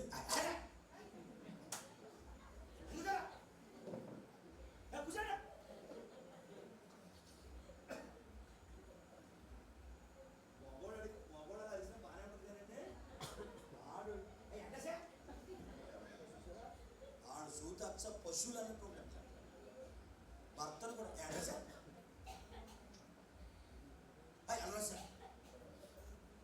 ఎడ వాగుదా వేళ్ళు మనుషులేనంటారా? మనుషులేనంటారా? కాదు. అలా వాగేవాడు అంటే ఎవడాడు? నెబుకద్నెజరు. చాలా గర్విస్తాడు. అప్పుడు దేవుడు చూసి ప్రజలు వెళ్ళి ప్రతి ఒక్కరు ఆడి దగ్గర మాట్లాడేవాడు అందరూ బాధపడుతూ వస్తామేనంట. వీళ్ళందరూ బాధలు చూశాడు. ఎందుకంటే ప్రజల గోల తగ్గుతుంది, ప్రజల గోల తగ్గుతుందంటే చూసారా? నువ్వు గోలెడితే తగ్గుతుంది కాదు, నువ్వు బాధపడటం దేవుడు చూస్తాడు. కష్టాల చేత వినకపోతే వాళ్ళ దుఃఖం నేను చూసి దేవుడు అన్నాడు, ఏనాటి కూలి వాళ్ళకి ఇవ్వకపోతాడు. పేదోడు కనుక వాడికి నువ్వు ఇచ్చిన కూలి మీద పట్టుకెళ్ళి భోజనం వాడికి తెచ్చుకోవాలి. అలా కనుక కూలి పని రేపెత్తాను రా. కొంతమంది అప్పులు తీసుకున్నా, డబ్బులు పని చేయించుకున్నా, డబ్బులు ఉన్నా కూడా వారు రోజు దాకా ఎవరు. బైబిల్ దేవుడు ఏం చెప్పాడు తెలుసా? ఆడు పొలం పని చేసి గట్టు ఎక్కినప్పటికీ అక్కడ గట్టు మీద నీ కూలి పని ఇచ్చామన్నాడు. ఒకవేళ అలా ఇవ్వకపోతే ఆడు మొర్ర పెట్టి ఆడు మొర్ర నేను వింటానన్నాడు. దేవుడు ఇన్ని మాటలు చెప్పాడండి. అప్పు తీసుకుని అడిగినా కూడా ఎన్ని తిప్పలు పడతాడు. డబ్బులున్నా కూడా ఎవరు కొంతమంది జలసాలు చేస్తూ ఉంటారు, కానీ అప్పులు తెలుసు. ప్రతి దాన్ని దేవుడు వింటాడు. దేవుడు స్తోత్రం కలిగినాక. హల్లెలూయా.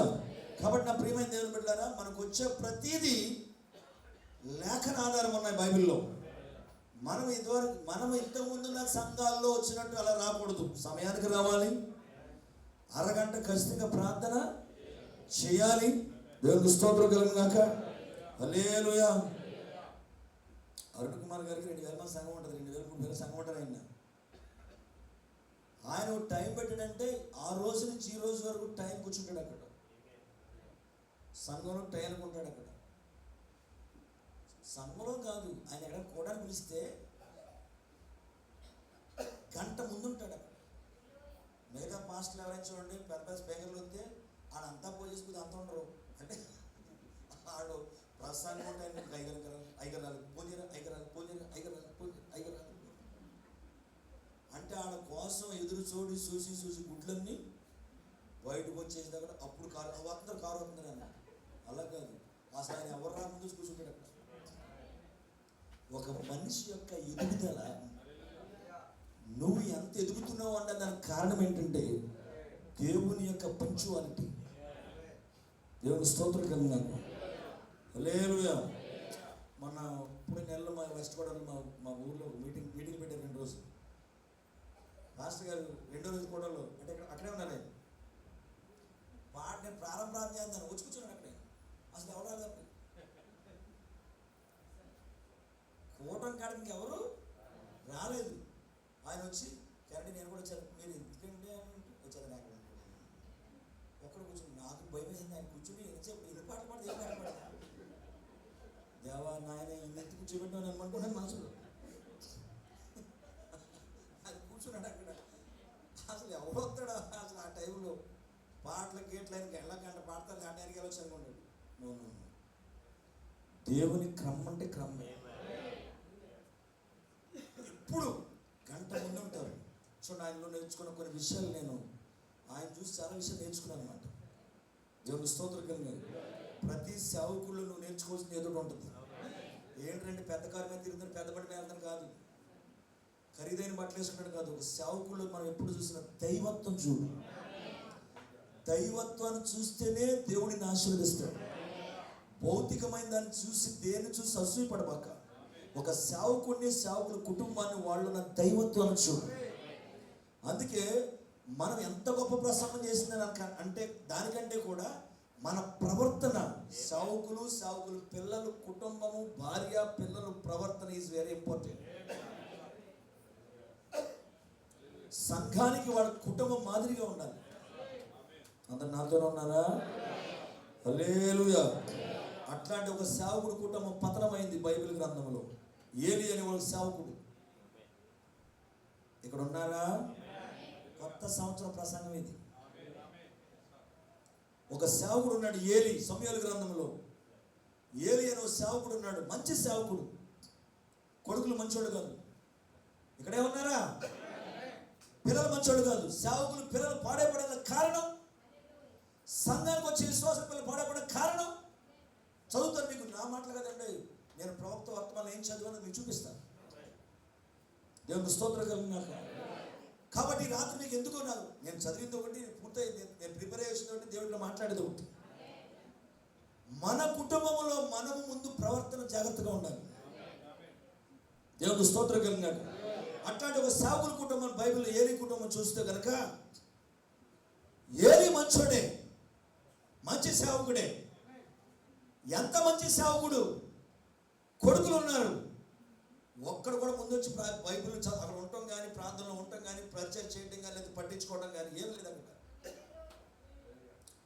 బయట వచ్చిన సంఘానికి వచ్చిన అమ్మాయిలు లైన్ కొట్టుకుంటా దానికి దీనికి డైలాగ్ వేస్తా కూర్చుని నచ్చిన దాంతో మాట్లాడుతున్నారంట.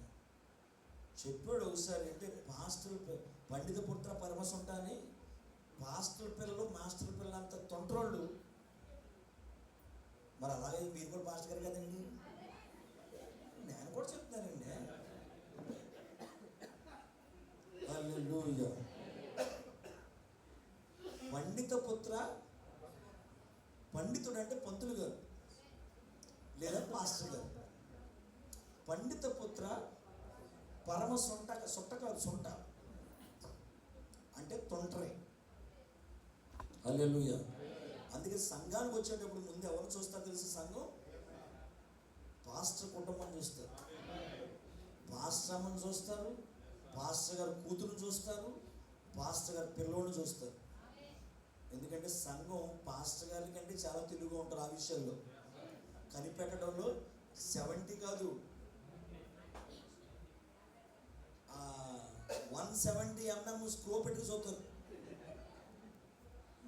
మేము ప్రసంగం చేయకుండా మా కళ్ళని మీ మీద ఉంటాయి, కానీ మా ఒక్కడి కళ్ళు మీ మీద ఉంటాయి, మీ అందరి కళ్ళు మా మీద ఉంటాయి. చూడండి, ప్రసంగం చెప్పింది ఆయన మళ్ళీ తిరిగాడు కదా, కదా అంటారు. అన్ని గమనిస్తారు మీరు, కానీ గమనించవలసింది గమనించరు. దేవునికి స్తోత్రం కలిగినాడు. పాస్టర్ పిల్లలు చెడిపోయారు, దేవుడు ఊరుకోలేదండి. చదవండి ఏం చేశారు తెలుసా? కుటుంబాన్ని నాశనం చేసేసాడు దేవుడు. కుటుంబాన్ని నాశనం చేశాడు. ఆమె చేసిన కొడుకులు చేసిన పనికి. ఎందుకంటే తండ్రి యాక్షన్ తీసుకోలేకపోయాడంట, సీరియస్గా తీసుకోలేకపోయాడంట పాస్టర్ కొడుకుల మీద. అంతే కదండి, పెద్ద అయిపోయాడండి. ఏం చిన్నప్పుడంటే కొడతాం, కానీ ఒక పెద్ద అయిపోయిన తర్వాత ఏరాట ఏంటి అలా తయారయ్యారు పిల్లలు. ఏంటి ఏంటి వెళ్ళు నా పని నాది నేను కొంచెం చదివిస్తారండి, చదివిస్తారు. ఒక స్టేజ్కి వస్తారు వాళ్ళు, తెలుగుతేటలు వచ్చేస్తాయి, లోకంలో ఉంటారు, ఏదో చిన్న ఉద్యోగం సంపాదించుకుంటారు. ఇక అమ్మ బాబు అంటే లెక్క ఉండదండి. అది లోకస్తులకి. పాస్టర్ పిల్లలు ఏంటి పోయే కాలం పోతున్నారు పిల్లలు అలాగే చాలామంది. దేవుడు నిన్న నేడు నిరంతరము ఏకరీతిగా ఉన్నాడు. దేవుడు స్తోత్రం కలిగినాక మందిరానికి వస్తున్న వాళ్ళకి ఆటంకంగా ఉన్నారంట. దేవుడు తన పనికి ఆటంకంగా ఉన్న వాళ్ళని పాస్టర్ కొడుకునైనా ఎవరినైనా సురక్షడు. వాడు ఎంత గొప్పడైనా సరే. దేవుడు నామమున మహిమ కలుగునుగాక. హల్లెలూయా. ఈవెన్ ఈ కాల ప్రవక్త విలియం బ్రన్హాం కొడుకు కూడా, బిల్లీ పాల్ కూడా పెద్ద అయిపోయాడు. తండ్రి చెప్పిన మాట ఎలా డినామినేషన్ దాన్ని ప్రేమించాడు, పెళ్లి చేసుకోవద్దని చెప్పాడు ఆయన. ఎవరు? ఈ కాల ప్రవక్త. ప్రపంచాన్ని 7 సార్లు తిరిగినోడు, కొన్ని లక్షల ఆత్మల్ని ప్రభు దగ్గర నడిపించినాడు. ఇంట్లో ఆయన పెద్ద కొడుకు బిల్లీ పాల్ ఒక క్యాథలిక్ అమ్మాయిని ప్రేమించాడు. నాన్న చేసుకోకూడదు మనం నీళ్ళని చెప్పాడు, వినలేదు, చేసుకున్నాడు. పొద్దున పెళ్ళయింది, సాయంత్రం విడాకులు అయిపోయింది. దేవుని స్తోత్రం. పెళ్ళి తర్వాత రెండో పెళ్లి చేసుకున్నాడు. రెండో పెళ్లి చేసేవాడు సేవ చేయడానికి అర్హుడు కాదు. దేవుడు చూసారు ఎలా చేసాడు. సచ్చేదాకా బిల్లిపల్లి సేవ చేయాల. వాళ్ళ తండ్రికి తెలుసా, తండ్రికి సహకారిగా ఉన్నాడు. సాక్ష్యం ఇచ్చాడే తప్ప వాక్యం చెప్పలేదు. దేవుడు ఎప్పుడు మారని దేవుడే. దేవుని నామమున మహిమ కలుగునుగాక. మన దగ్గర ఉన్నారా? వాళ్ళు చేసిన తొంటర పనులు ఏలి కొడుకులకి, ఏలి నీ కొడుకులు చేసిన పనికి నీ ఇంటి మీదకి ఎట్లాంటి శాపం వస్తుందో చూడు అన్నాడు. చంపేశాడు, కొడుకుని చంపేశాడు, కోళ్ళని చంపేశాడు.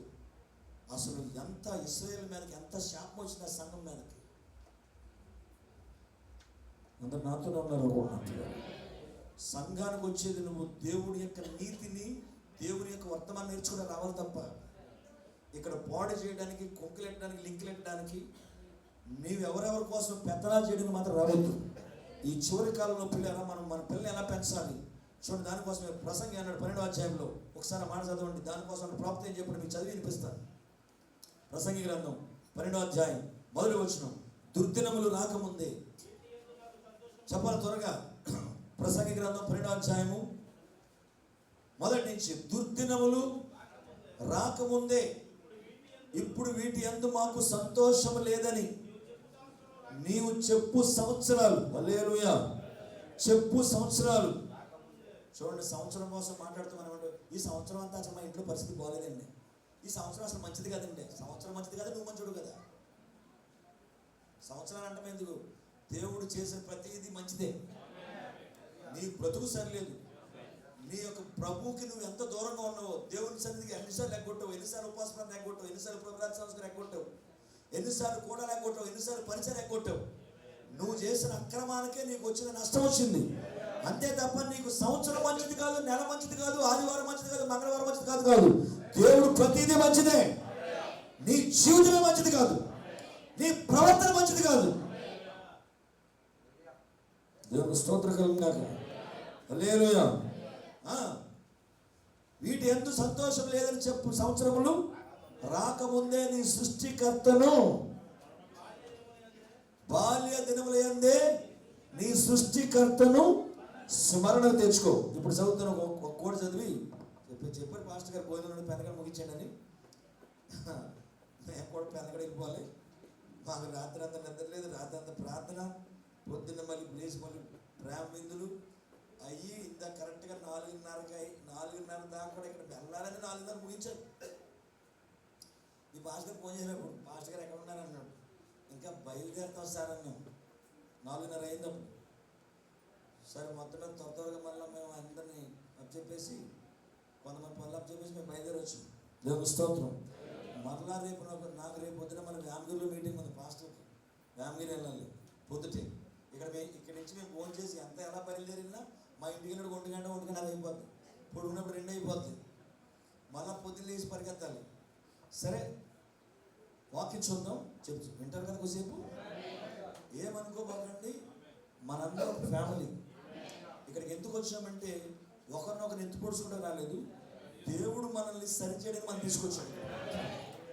హల్లెలూయా. సంవత్సరములు జరుగుతుండగా నీ కార్యాన్ని నూతన పరిచేవాడు ఆయన. దేవుని నామమున మహిమ కలుగును గాక. ఎప్పుడు ఆ పాత బతుకు ఆ రోత బతుకే కలిపినారా? నువ్వు దేవుని సన్నిధికి వస్తున్న ప్రతిసారి దేవుడు ప్రతి వారం ప్రతి మీటింగ్లో నీ జీవితంలో ఏదో ఒక దాన్ని నూతన పరుస్తాడు. ఆ పాత అసహ్యమేసే ప్రతి దాన్ని నీలోంచి తీసేస్తాడు. అది నీలో నిన్ను నూతన పరుస్తాడు. అప్పుడు ఎవడైనా క్రీస్తులో ఉంటే వాడు నూతన సృష్టిగా మార్చబడతాడు. దేవుని నామమున మహిమ కలుగును గాక. చూడండి ఇక్కడ చూద్దాను. అదే వాక్యంలో ప్రసంగి గ్రంథం 12వ అధ్యాయంలో ఒక వర్తమానం చెప్పాడు ప్రవక్త. దాంట్లో చెప్తాను చూడండి. మా సంఘంలో ఇదే బోధించాను, మళ్ళీ మీకు చెప్తున్నాను. వర్తమానం పేరు ఏంటంటే 62వ సంవత్సరంలో 10వ నెల 13వ తారీఖు వేరొకరి ప్రభావం అనే వర్తమానంలో చూడండి చక్కని మాటలు చెప్తున్నాడు. చాలా జాగ్రత్తగానండి. అందరూ ఇంటా సిద్ధంగా ఉన్నారా? దేవుని వాక్యం పట్ల నమ్మకంగా ఉన్న ఒక వ్యక్తిని దేవుడు ఎంతగానో దీవిస్తాడు. అందరూ వింటున్నారా? ఎవరి పట్ల నమ్మకంగా ఉండాలి మనం? నిన్ను చేసినోడు, నిన్ను సృజించినోడు, నిన్ను మందిరానికి తీసుకొచ్చినోడు, నీ పాపాల నిమిత్తం బలైన వాడు, నీ కోసం ప్రాణం పెట్టిన వాడు, నిన్ను మరలా తిరిగి తీసుకెళ్ళడానికి వస్తున్న నీ తండ్రి, నీవు ఆయన వాక్యానికి నమ్మకంగా ఉండాలి. గాడ్ ఆల్వేస్, దేవుడు ఎప్పుడు కూడా కోరుకునేది సిన్సియారిటీ, నమ్మకత్వం, యథార్థత, నమ్మకం. దేవుడు ఒక్కసారి నమ్మాడంటే నీ ప్రవర్తనకి ఇష్టమైందంటే నీ ఆశీర్వాదానికి ఎవడడ్డు వచ్చినా ఆపడైనా. ప్రవక్త తెలుసా, ఒక వ్యక్తిని దేవుడు పై తీసుకురావాలని దీవించాలని సంఘంలోకి వచ్చిన వ్యక్తిని పాస్టర్ కూడా చెప్పడంట. నువ్వు ఆటోమేటిక్గా పైకి వచ్చేస్తావంట. దేవుని వాక్యం పట్ల నమ్మకంగా ఉంటావు. దేవుని నామమున మహిమ కలుగును గాక. హల్లెలూయా. ఈనాడు చాలా మంది అపనమ్మకస్తులు, నమ్మలేకపోతున్నాం ఎవరిని కూడా. చూడండి పిల్లరా, అబ్రహాము ఇంట్లో ఒక సేవకుడు ఉన్నాడు, ఎలియాజరు, నమ్మకమైన సేవకుడు. దేవుని స్తోత్రం. దావీదు తన తండ్రికి ఒక నమ్మకమైన పని చేశాడు. అందుకే లూకాసు 16:10 ఏమన్నాడంటే, మిక్కిలి కొంచెములో నమ్మకంగా ఉండేవాడు ఎక్కువలోనూ నమ్మకంగా ఉంటాడు. దేవుని స్తోత్రం కలిగినాక చిన్న కూటానికి, ఒక ఆదివారం కూటానికి నమ్మకంగా పెద్దగడ వచ్చేవాడు పెద్ద మీటింగ్ కూడా పెద్దగడ వెళ్తాడు. హల్లెలూయా. అందరూ వింటున్నారా? దేవుడికి కావాల్సిన నమ్మకత్వం. నువ్వు దేవుడు నమ్మడం కాదు, దేవుడు నిన్ను నమ్మాలి. నీ ప్రవర్తన నమ్మాలి, నీ ప్రార్థన నమ్మాలి, నీ విశ్వాసాన్ని నమ్మాలి ఆయన. దేవుని స్తోత్రం కలిగినాక చూడండి, ప్రతి విషయంలో దేవుడిని ఎలా దీవిస్తాడు చూడదాం. దేవుని వాక్యం పట్ల నమ్మకం ఉన్న ఒక వ్యక్తిని దేవుడు ఎంతగానో దీవిస్తాడు. ఇప్పుడు అతను ప్రసిద్ధుడిగా ఉండకపోవచ్చు, కానీ అతను దీవించబడతాడు. మరి ఇప్పుడు నీవు ఇతర ప్రజల వలె ప్రవర్తించగలుగుతున్నావా? నీవు దేవుని చేత దీవింపబడగలుగుతున్నావా? ప్రజలు వారి ఎంపికను చేసుకోవచ్చు. హల్లెలూయా. ప్రార్థన కాలం అందరూ రానప్పుడు నేను ఎందుకు వెళ్ళాలండి? ఆడ లేటుకు వస్తే నేను కూడా లేటుకు వస్తున్నాను. నీవు ఇక్కడికి వచ్చేది దీవించబడ్డాక. అందరూ వస్తే నువ్వు అందరూ రావట్లేదు, వాడు చేపించబడతారు. కానీ నువ్వు రా, నువ్వు చెయ్యి, నువ్వు ఇయ్యి. ఎవరు ఇస్తారో ఎవరు చేస్తారో దేవుడు వాళ్ళని దీవిస్తారో ఇక్కడ వచ్చింది. అంతేగాని ఆడ రాలేదు, ఆడ ఇవ్వలేదు, వాళ్ళు చేయలేదు. No no no. నీకు ఇవ్వబడిన బాధ్యత, నీకు ఇవ్వబడిన కర్తవ్యం నువ్వు చేసుకుంటావు. ఒక రోజు దేవుడు నీకు ప్రతిఫలం ఇస్తాడు. ప్రకటన గ్రంథం 2వ అధ్యాయంలో అన్నాడు ఆయన, నీ పరిచయం నేను ఎరుగుదును, నీ సహనము నేను ఎరుగుదును, నీ కష్టము నేను. ఎవరు చెప్తున్నారు ఆ మాటలు? దేవుడు చెప్తున్నాడు. సంఘంలో నీ పరిచయం ఎంతగా చేస్తున్నావు, ఏ విషయంలో సహకరిస్తున్నావు. నిన్ను ఇక్కడ పాస్టర్ గారు పొగడపోవచ్చు, పాస్టర్ గారు మెచ్చుకోకపోవచ్చు, పాస్టర్ గారు నిన్ను ఏమి అనకపోవచ్చు, కానీ నిన్ను పిలిచిన ఒక సేవకుడు ఉన్నాడు, మన నిజమైన కాపరి ఉన్నాడు. ఆయన నిన్ను ప్రతి అడుగును చూస్తున్నాడు, ఆయన ప్రతి కదలికను చూస్తున్నాడు. ఆయన నన్ను చూచువాడా,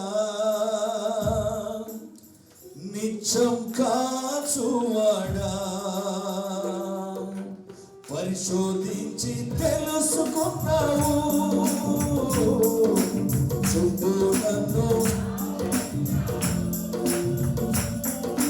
పరిశోధించి తెలుసుకున్నావు, చుట్టూ నన్ను ఆవరించావు. కూర్చుంటున్నా, లేచి ఉంటున్నా, బాగుగా ఎదిగి ఉన్నావు రాజా, బాగుగా ఎదిగి ఉన్నావు. తలంపులు నమ్మకాలు అన్నీ ఎరిగి ఉన్నావు. తలంపులు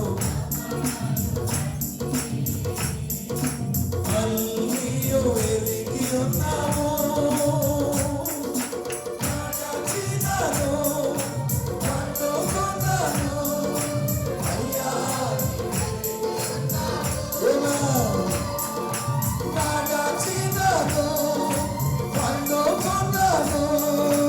అయ్యా నీవెలిగి ఉన్నావు. ధన్యవాదము యేసు రాజా, ధన్యవాదము యేసు రాజా. నన్ను చూచువాడా, నిత్యం కాచువాడా, నన్ను చూచువాడా, నిత్యం కాచువాడా. చూస్తున్నాడంటారా ఆయన? మన ప్రభు మనం చూస్తున్నాడా? ఇక్కడ కూర్చుని వాక్యం వింటూ కూడా ఏం ఆలోచించుకున్నా కూడా చూస్తున్నాడు. తలంపులు, తపనలు ఏంటంటే తపన. పొద్దున్న ఎక్కడికి వెళ్ళిపోవాలి, పొద్దున ఏం చేశారు, ఎవరికి ఆఫీస్కి వెళ్ళిపోవాలి, ఎవరికి ఫోన్ చేశారు, ఏం చేసుకోవాలి, ఏ షాపింగ్కి వెళ్ళాలి, ఏం తపన. ఆడు ఇల్లు కట్టేసుకుని స్టే చేస్తారు, మనం వేసి తపనలు. ఈ తపనలన్నీ కూడా మంచమే కూడా ఆలోచించుకుంటాయంట. మంచం మీద పడుకుని ఆలోచనలు పైన కట్టేస్తాం. నిజంగా ఒకసారి నేను ముంబైలో ఉన్నప్పుడు అండి, అది నా తపన ఏంటంటే అమెరికా వెళ్ళిపోవాలి. నా తపన అది. అవి తలంపులు, తపనలు. నా తపన ఏంటంటే ఇజ్రాయెల్ దేశం వెళ్ళిపోవాలి, అమెరికా వెళ్ళిపోవాలి. సరే పాస్పోర్ట్ చేసుకున్నాను, దీనికోసమే కదా. నేను అనో ఎంత చెప్పాను అప్పుడే, ఎప్పుడు వెళ్తానంట. హల్లెలూయా. చూడండి, నా తపనంతా ఏంటంటే అమెరికా వెళ్ళాలి. ఒకసారి పాస్పోర్ట్ చేసుకుని పాస్టర్ గారు చెప్పాను, పాస్టర్ గారు ప్రార్థన చేయండి, పాస్పోర్ట్ అప్లై చేద్దాం. బొమ్మలు అరకు మనకి ల్యాండ్ లేనప్పుడు ఈ సెల్ ఫోన్ రావాలి. ఫోన్ చేశాను, పాస్టర్ గారికి ప్రార్థన చేయండి అయ్యా అన్నాను. అసలే ఆయనకు ఒళ్ళు మంట, అరికాల నుంచి దండెత్తిగాక అసలు ఆ కొయిట ఈ ఏరియా కొత్త, అసలు ఇంకా ఉప్పులోరిపేట కొత్త ఇంకా ఉప్పు ఎక్కువ అయిపోతుంది. సగిరేడుపల్లి ఏరియా వస్తేనే అసలు కొయిట వాడు ఎత్తకుండా ఉన్నాడు ఆయన. దేవుని స్తోత్రం కన్నా ఫోన్ చేశాను, ప్రార్థన చేయండి ఏ అన్న. ఇలాగా అమెరికా వెళ్తాకి పాస్పోర్ట్ నేను, అమెరికా వెళ్తావా, బయట వెళ్తావా, నువ్వు ఇక్కడి నుంచి బొంబాయి వెళ్ళిపోయి సహవాసం దూరం, బుద్ధి జ్ఞానం లేదు, మరి అమెరికా వెళ్తావా, పాస్పోర్ట్ కేసు పడలేదు, నేను చేయను. ఒకవేళ నేను చేయను నువ్వు అప్లై చేసిన నీకు అవదాన్ని. దేవుని స్తోత్రం. అవదు వినపడిందా? ఫోన్ అంటే land phone. Pastor sir, pastor అంటే చాలా భయం నాకుండి. ఆయనకి ఏమనుకోలేదు, పాస్టర్ గారు వద్దన్నారు, పాస్టర్ గారు వద్దన్నారు. తర్వాత మన అమెరికాలో మా బంధువు ఫోన్ చేశాడు, అయిందా పాస్పోర్ట్ అన్న. ఇలా మా పాస్టర్ గారు ప్రార్థన చేయమంటే వద్దన్నారు, పెట్టేసేపోయాను. ఊరుకోవయ్యా, పాస్టర్ అలాగంటారు. నువ్వు సేమ్ చేసుకుని వచ్చేసి మొదటి చేత దశభాగం పంపించే. ప్రార్థన ఎక్కువ శాతం కోసం చెప్పకూడదమ్మా. మా ఊరు పెద్ద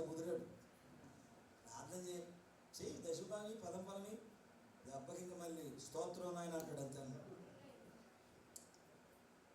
ఈ ఐడియా బాగుంది. ఎవడు పాస్టర్ గారు చెప్పిన దానికంటే ఆడ అమెరికాలో ఉన్నాడు మా బంధువు చెప్పాడు ఇలా బాగుంది, కరెక్ట్. పాస్టర్ గారికి అప్పుడు కారు లేదు, నిజమే. నేను అమెరికా వెళ్ళి ఎలాగైనా సరే అరుణ్ కుమార్ గారికి కారు కొనాలి. ఇక నేను చెప్పను ఆయనకి, నేను ప్రార్థన చేసుకున్న విశ్వాసాన్ని కాదు, నేను ప్రార్థన చేసుకుంటే నేనే ప్రార్థన చేసుకున్నాను. రెండోసారి పాస్పోర్ట్ అప్లై చేశాను. ఆల్రెడీ ముందు అప్లై చేసాను, వెనక్కి వచ్చేసింది. వెనక్కి వచ్చినా నాకు వెళ్ళిపోయింది. నువ్వు చేస్తావుగా అవుతాను కదా, వెనక్కి వచ్చేసింది. మళ్ళా ప్రభువా నీకు స్తోత్రం, హల్లెలూయా, స్తుతి స్తోత్రం, నువ్వు సమస్తము సాధ్యమే, నీకు అసాధ్యమైంది లేదు నాయనా, నాయనా తండ్రి అని గట్టిగా ప్రార్థన చేశాను. మళ్ళీ అప్లై చేశాను. ఆంధ్ర ఆ పాస్పోర్ట్ కదా ఇది, బొంబాయి పాస్పోర్ట్. నా బొంబాయిలో రేషన్ కార్డు ఉంది, బొంబాయిలో అన్నీ ఉన్నాయి. అక్కడ నెటివిటీ ఉందని అక్కడ బ్యాంక్ అకౌంట్ ఉంది, అన్నీ ఉన్నాయి నాకు బొంబాయిలో. అప్లై చేశాను, పాస్పోర్ట్ వచ్చేసింది. పాస్పోర్ట్ అందిందండి, పాస్పోర్ట్ అందింది, వచ్చింది. నేను షాప్ కట్టేసి ఇంటికి వచ్చాను, పడుకున్న మంచం మీద. నా తలంపులు తపనలు అన్నీ ఎరిగి ఉన్నావు, హల్లెలూయా. కూర్చుండుట పండుకున్నాను కానీ నిద్రడతా. ఇక మరి రేపు ఎల్లుండి సీరియల్ గారి పని చూడాలి.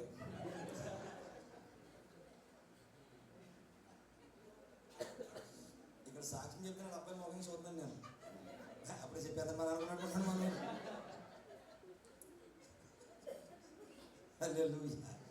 చూడండి, ఇక అంతేనండి. తెల్లవారు నిద్రడుతూ ఉంటుంది. ఏంటి ఇక నేను అమెరికా ఫ్లైట్ ఎక్కేస్తాను, అమెరికా వెళ్తాను. వాళ్ళు వాళ్ళ షిప్లు పనిచేస్తాను అతను, రాయల్ షిప్లు.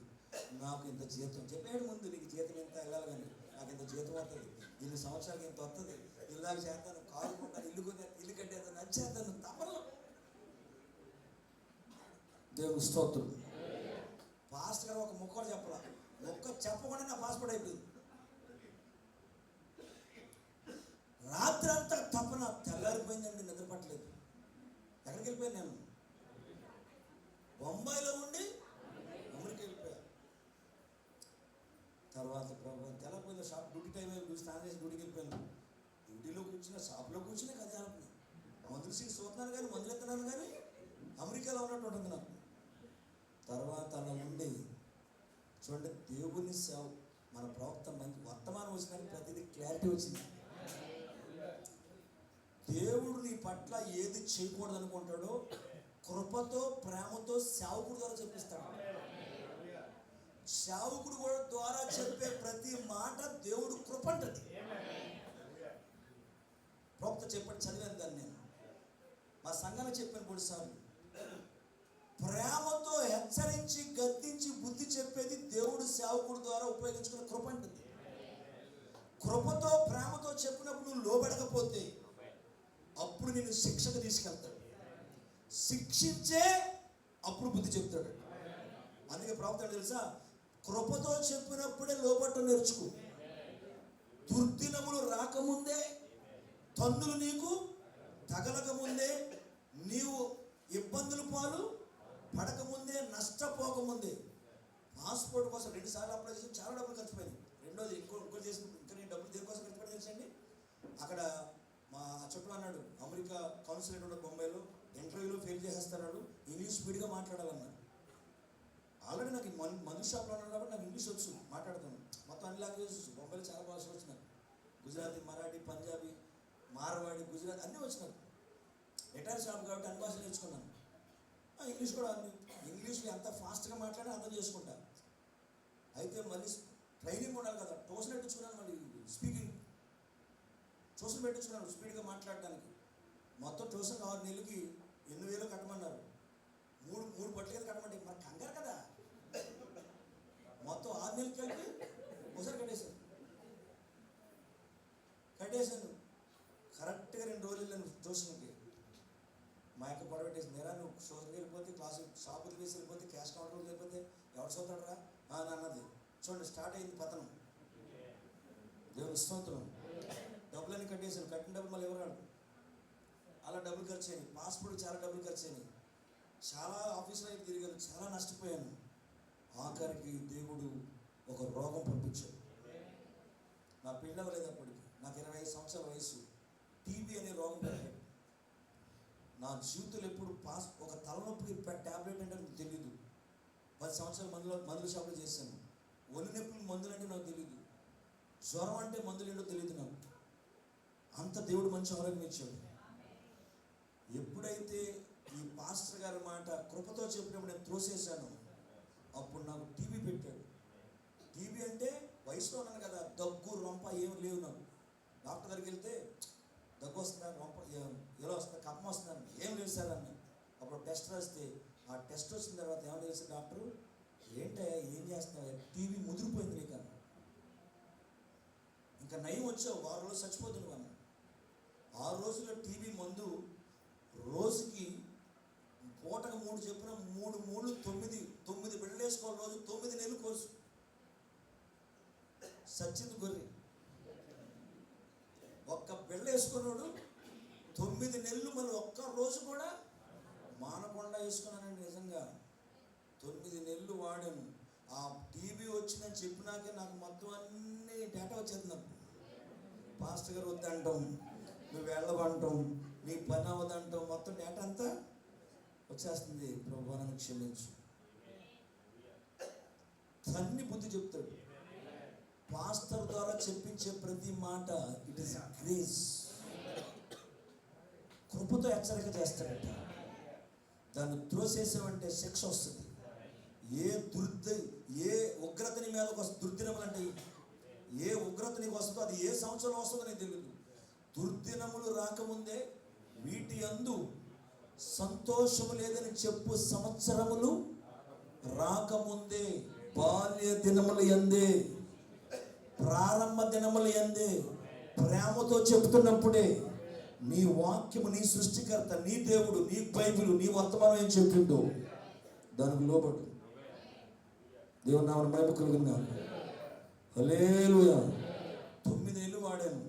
అప్పుడు ప్రార్థన చేసుకున్న, ప్రభువా నా సేవకుడు చెప్తే నేను వినలేదు, కానీ దానికి మూల్యం ఎంత చెల్లించవలసి వచ్చిందంటే, ఒకటి నా ఆరోగ్యం పోయింది, డబ్బు చాలా ఖర్చు అయింది, క్షమించిన ఆయన. ఇక పాస్టర్ గారు చెప్పినట్టు నేను అమెరికా కాదు, ఎక్కడికి కాదు, బొంబాయిలో కూడా ఉన్నాను. నేను ఆంధ్రాకి వెళ్ళిపోతాను. నేను అక్కడ ఏదైనా పని చేసుకుంటాను. పెళ్లి చేసుకుని నాకు అన్ని పనులు వచ్చు, వ్యవసాయం పనులు వచ్చు, అన్ని పనులు చేశాను. నేను పని చేసుకుని ఒక భార్య, ఒక అమ్మాయిని నెత్తుకుంటాను. నాకులేక కష్టపడే అమ్మాయిని, నాకులేక కోతలు కోయాలి, నాకులేక అన్ని పనులు చేయాలి. అట్లాంటి అమ్మాయిని పెళ్లి చేసుకుంటాను ప్రభా, నాకు అలా ఈ ప్రభా అని ప్రార్థన చేశాను. అప్పుడు ప్రార్థన చేసుకుని తీర్మానం చేసుకుని ఇంటికి వచ్చేసాను. అప్పుడు దేవుడిని అడిగిన, ప్రభా మరి నేను బ్రతకాలి, నా పెళ్ళి అయింది కదా, నేను ఏం చేయమంటావు అంటే, అప్పుడు దేవుడు నేను సేవ చేయాలని. ఎక్కడ చేయాలి, ఇక్కడే చేయాలి. దేవుని స్తోత్రం కలిగిన నమ్మదగిన దేవుడు. హల్లెలూయా. చిన్న సంఘం, 2 పిల్లలు, తక్కువ కానుకలు వచ్చి నమ్మదగిన దేవుడు ఎప్పుడు విడిచిపెట్టలేదండి. దేవుని స్తోత్రం కలిగినాక ప్రవక్త అన్నాడు, దేవుని దగ్గర నీకు నమ్మకం కావాలి. దావీదు తన తండ్రి మందను అప్పగిస్తే ఎంత నమ్మకంగా ఉన్నాడంటే, ఒక్క గొర్రె పోవడానికి కూడా కొన్ని వేల గొర్రెలు ఉన్నాయండి. ఒక 10-100 గొర్రెలు పోయినా కూడా అసలే లెక్కేం కాదు. సొంత గొర్రెలు తండ్రి ఇప్పుడు వేరే వాడి దగ్గర పాలితనం చేయట్లేదు, తన సొంత గొర్రెలు సొంత తండ్రి అప్పగించాడు. అప్పగించిన మందను ఎంత నమ్మకంగా కాస్తున్నాడు. ఒక్క గొర్రె కోసము ఎలుగుబంటిని ఎదుర్కొన్నాడు, ఒక్క గొర్రె కోసం సింహాన్ని ఎదుర్కొన్నాడు. తన ప్రాణం పెట్టినంతగా నమ్మకంగా ఉన్నాడు. అది ఎవరో కాదు, ప్రభువైన యేసుక్రీస్తు అన్నాడు. ఆ ఒక్క గొర్రె ఎవరో కాదు, తప్పిపోయిన గొర్రె ఎవరో కాదు, నువ్వు ఉన్నావు. దేవుని స్తోత్రం కలిగినాడు. ఎందుకనుకోకూడదు, రాత్రి ఆ గొర్రెని నేనే, ఆ తప్పిపోయిన గొర్రె నేనే. ఆయనకు ఉపమానం చెప్పలేదా? యేసుప్రభు భూమికి వచ్చినప్పుడు ఒక యజమానుడికి 100 గొర్రెలు ఉన్నాయి. 100 గొర్రెలు ఒక్క గొర్రె పోయింది. అరే పోతే పాని అనుకుంటాను. నేను చాలాసార్లు అనుకుంటాను, ఎవడో మానేసి నేను వెళ్ళలేదు, నా పొగరట్టు ఉండదు. ఆడు ఎందుకు వెళ్ళిపోయాడు, దేనికి వెళ్ళిపోయాడు, ప్రార్థన చేస్తాను. ప్రభా ఆడు నా మాటల వల్ల వెళ్ళిపోయాడా, లేకపోతే వాక్యం నచ్చకుండా వెళ్ళిపోయాడా? ప్రవక్త అన్నాడు, నువ్వు వెళ్ళిపోవడానికి కారణం చెప్పి వెళ్ళాలన్నాడు. దేవుని స్తోత్రం. వెళ్ళిపోయింటే ప్రార్థన చేస్తావు, కానీ ఆడు వెళ్ళిపోయి ఇంటి చుట్టూ తిరగను, ఆడ బతిమాలను ప్రార్థన చేస్తా. అసలు నీ గొర్రెనాది. నేను ఎప్పుడు ఎవరిని ఉన్నది వాకింగ్ చెప్తాను, కానీ దేవుని కృపను బట్టి అలా ఎప్పుడు ఎవరు వెళ్ళిపోలేదు. ఒకవేళ ఏదైనా కోపం వచ్చి మానేసినా కూడా, ఎందుకు మానేసినా కూడా అడగను, నేను ప్రార్థన మాత్రం చేస్తాను. మనం చుట్టూ తిరిగి తీసుకొస్తే మళ్ళీ వెళ్ళిపోతుంది గొర్రె, కానీ ఆయన తీసుకొస్తే ఎక్కడికి వెళ్తాం? తీసుకొచ్చేవాడు ఆయనే, దాన్ని మేపేవాడు ఆయనే, దాని చుట్టూ కంచె వేసేవాడు ఆయనే. దేవుని నామమున మహిమ కలుగును గాక. వేల లక్షల గొర్రెల్లో ఒక్క గొర్రె కోసం ప్రాణం పెట్టాడే. దేవుడు తన పని చేయించుకునే ముందు భౌతికమైన పని అప్పచెప్తాడు. అందుకే ఇక్కడ ఉన్న అనేక మంది పిల్లలైనా తల్లులైనా ఎవరైనా సరే, నిన్ను దేవుని సన్నిధిలో ఒక పరిచర్య పాత్రగా వాడుకోవాలంటే ముందు నుంచే నీకు ఏదో తరిపిదిస్తాడు. అందుకే మిక్కిలి కొంచెములో నమ్మకముగా ఉండేవాడు. యోసేపు మిక్కిలి కొంచెములు కాదు, చాలా ఆస్తి మీద నమ్మకంగా ఉన్నాడు. హల్లెలూయా. ఎప్పుడు ఇంత రిమార్క్ రాలేదు ఆయన మీద. అందుకే ఆ పోతీఫర్ ఇంట్లో నమ్మకంగా ఉన్నాడు, తండ్రి దగ్గర యాకోబు దగ్గర నమ్మకంగా ఉన్నాడు. పోతీఫర్ ఇంట్లో అక్కడి నుంచి జైలుకి వెళ్ళాడు, జైల్లో కూడా నమ్మకంగా ఉన్నాడు. జైల్లో కూడా దేవుడు యోసేపు తోడుగా ఉన్నాడంట. దేవుని పిల్లలు యథార్థంగా ఉంటే నీకు ఎక్కడికి వెళ్ళినా ఆయన తోడుగా ఉంటాడండి. దేవుడు స్తోత్రం కలుగుగాక. ఎవరికి భయపడాల్సిన అవసరం లేదు. నువ్వు వాక్య ప్రకారం జీవిస్తే కనుక ఎవరి దగ్గర తలంచవలసిన అవసరం లేదు. దేవుడు స్తోత్రం కలుగుగాక. చూడండి, యోసేపు అన్నదమ్ములు త్రోసేసిన నిజం చెప్తున్నాడని పోతీఫర్ ఇంట్లోకి వెళ్ళాడు. అక్కడ వాళ్ళ భార్య కన్నేసి గొడవ వచ్చి మళ్ళీ అక్కడ జైలుకి వెళ్ళాడు. తెలుసు అతను తప్పు చేయలేదని, జైల్లో పంపించిన కూడా దేవుడే. చూడండి, సుఖం వచ్చినప్పుడు దేవుడు మనతో ఉండడం కాదు, కష్టములో. కానీ నీవు నీ సమస్త అప్పుడు నీవు దేవుని చేత దీవించబడుదువు. కావున నీవు ఈ దినమున ఎవరిని సేవింపకూడదువో నీవు ఎన్నిక చేసుకో. ప్రవక్త చెప్పిన ప్రకారంగా నువ్వు మొదటిగా ఎల్లప్పుడూ నీ సృష్టికర్తను జ్ఞాపకం ఉంచుకొనుము. దేవుని నామమున మహిమ కలుగును గాక. ఈ రాజు ఒక గొప్ప వ్యక్తి ఉండి యెషయాను ప్రభావితం చేయొచ్చు. నీతిమంతుడిగా ఉండి బహుశా ఆయన రాజ్యంలో అతను ఒక స్థలమునకు వచ్చును. ఆయన తన సొంత భద్రతను కలిగిన తలచిన అచ్చటి నీవు తప్పిదములు చేయించున్నావు. అచ్చటి అనేక మంది నీతిమంతులు అవమాన బుద్ధుడిని కనబరుచున్నారు. మనకి అందరు విన్నారండి. హల్లెలూయా. చూడండి, 41వ పేర చదువుతాను. రాజు తనలో తాను ఆలోచించుకునే ప్రదేశం వచ్చి ఉన్నాడు, అతను హెచ్చించుకునేను. దేవుని స్తోత్రం కలుగును గాక. హల్లెలూయా. అతడు హెచ్చించుకునేను. ఎక్కడ? హృదయంలో. విశ్వాసం ఎటువంటి వాళ్ళు అంటే అందరు యాంక్స్ వస్తున్నారండి, అందరు యాంక్స్ చెప్తున్నారా? నువ్వు నేను దేవుని సన్నిధికి వచ్చామంటే నీకు ఏదో లోపం ఉంటేనే వచ్చావు. జబ్బన్నా ఉండాలి, ఆర్థిక ఇబ్బందులను ఉండాలి, ఏది లేకపోతే కొయిటా పాస్పోర్ట్ కన్నా రావాలి, వీసా కన్నా రావాలి. అంటే ఒక మనిషి దేవుడి దగ్గరికి రావాలంటే దేవుని ద్వారా అతనికి ఏదో సహాయము కావాలి. ఈవెన్ అబ్రహాము కూడా ధనవంతుడే. అబ్రహాముని దేవుడు పిలవక ముందే చాలా ఆస్తుంది అబ్రహాంకి. అతను ఒక మంచి బిజినెస్ మ్యాన్. వాళ్ళ తండ్రి విగ్రహాలు చేస్తే ఇతను అమ్ముకొచ్చేవాడు, మంచి వ్యాపారస్తుడు. కానీ దేవుడు ఏమని పిలిచాడో తెలుసా? రా, నిన్ను ఆశీర్వదిస్తాను. ఏం ఆశీర్వదిస్తాడు? ఒక మనిషిలో దేవుడు ఏది కొదువు ఉందో ఆ ఎరేసి నేను లాగుతాడు, ఆయన సన్నిధిని నేను ఆకర్షించుకోవడానికి. అందుకని అన్నాడు, ఒక్కడిని నేను ఆకర్షిస్తేనే తప్ప. అందరు విన్నారా? పాస్టర్ గారు మేము కాదు, మా ఆకర్షణ కాదు. పాస్టర్ గారు ఎర్రగా ఉన్నారు, అందుకే సంఘం భవనం అది వెళ్తున్నారు. పాస్టర్ గారు బాగా పాటలు పడతారు, సంఘం భవనం అది వెళ్తారు. పాస్టర్ గారు భోజనం బాగా పెడతారు, బాగా సంఘాలు బాగా వెళ్తారు. పాస్టర్ గారు 10 సంవత్సరం అందరికీ భర్త లేని అందరికీ బట్టలాడతాడు. విధవరాళ్ళకి చీరలు పంచి పెట్టబడతాయి. కాబట్టి మనం ఆ సంఘం మానకూడదు. ఒకవేళ సంవత్సరం అంతా మానేసి 31వ తారీఖు రావాలి. 1వ తారీఖు వచ్చి ఆదరించుకుంటే సరిపోద్ది. అది కాదు, బట్టలతోటి బోతోటి ఆకర్షించి వచ్చేవాళ్ళు ఎవ్వరు సంఘములో దేవుని కోసం ఉండరు. దేవుని కోసం వస్తేనే ఒక్కడిని నేను ఆకర్షిస్తేనే తప్ప వాడు ఎప్పుడూ నా యొద్దకు రాలేడు. కాబట్టి నిన్ను నన్ను ఆకర్షించింది ఆయన, ఇక్కడ తీసుకొచ్చింది ఆయన. ఇప్పుడు మనం సంఘానికి వచ్చినప్పుడు ఏదో కొరత, లోపం, బలహీనతతో వస్తాం. వచ్చేటప్పుడు దీనులుగా వస్తాం, వచ్చేటప్పుడు చాలా నెమ్మదిగా వస్తాం. ఎవరితోడైనా మాట్లాడతాం భయపడతాం, పాట పాడమంటే భయపడతాం, ప్రార్థన చేయమంటే భయపడతాం, వాక్యం చదవమంటే భయపడతాం. అట్లా భయంగా నువ్వు ప్రారంభంలో వచ్చిన నువ్వు కొంచెం దేవుళ్ళో నువ్వు ఎదిగి, దేవుడిని ఆశీర్వదించి, దేవుడిని హెచ్చించి, నీకు తాటే గుడుసు, చిన్న ఇల్లు, నీకు డాబా ఇచ్చి, దాంట్లో మంచి 5 వారు మంచం, 6 వారు మంచం ఇచ్చి, కప్పుకోట రక్కించి, 3 పూటలు 3 రెళ్ళు 6 ఇల్లు తినేసి పొడుకునే అంతా వచ్చేటప్పుడు అప్పుడు సంఘంలో ఏం కోరుకుంటామంటే పెత్తనం కోరుకుంటామంట. సంఘంలో ఏం కోరుకుంటాం? పెత్తనాలు కోరు. ఈనాడు సంఘాలు విడిపోవడానికి కారణం ఇది. మనసు, ఏ మనసు? ఉజ్జయ లాంటి ఆత్మ. మీరు చదువుకుని ఇంటికి వెళ్ళిన వర్తమానం. సంఘం ముక్కలవడానికి కారణం, సంఘంలోకి వచ్చినాక కొంచెం నేర్చుకున్నాక ఐ ఆమ్ సంథింగ్, ఆ వ్యక్తిని ఏదో గుర్తించాలి. అక్కడ ఆ పాస్టర్ గారు అతనికి ఏదో పోస్ట్ ఇవ్వాలి. ప్రతి వారం ఆ పాస్టర్ ఆ వ్యక్తిని పొగుడుతూ ఉండాలి. నిజంగా ఈయన లేకపోతే మన సంఘమే లేదు, లేదా ఈయన లేకపోతే మనం ఈరోజు ఇంత కట్టలేము అని చెప్తూ ఉండాలి. దేవుడు తన మహిమను ఎప్పుడు ఎవరికి ఇవ్వడు. దీనుడుగా, దరిద్రుడిగా తీసుకొచ్చి నిన్ను పెంట కుప్పల మీద నుంచి చెప్పండి పైకి లేవనెత్తిన నిన్ను ఈ రోజు కోటీశ్వరులు, కార్లు, పెద్ద పెద్ద కార్లు వేసి తిరిగే వాళ్ళందరూ వాళ్ళు కూడా ఒకప్పుడు దరిద్రులే. హల్లెలూయా.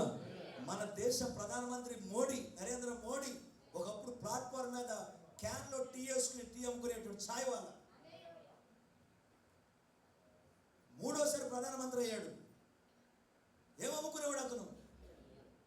ఒక టీ బాయ్గా టీ కాసుకుని క్యాన్లో పోసుకుని ఛాయ్ ఛాయ్ ఛాయ్ అంటే ప్లాట్ఫామ్ తిరిగి అమ్ముకునే ఒక ప్లాట్ఫామ్ మీద టీ అమ్ముకుంటేనే కానీ ఇంట్లో గడవన వ్యక్తి.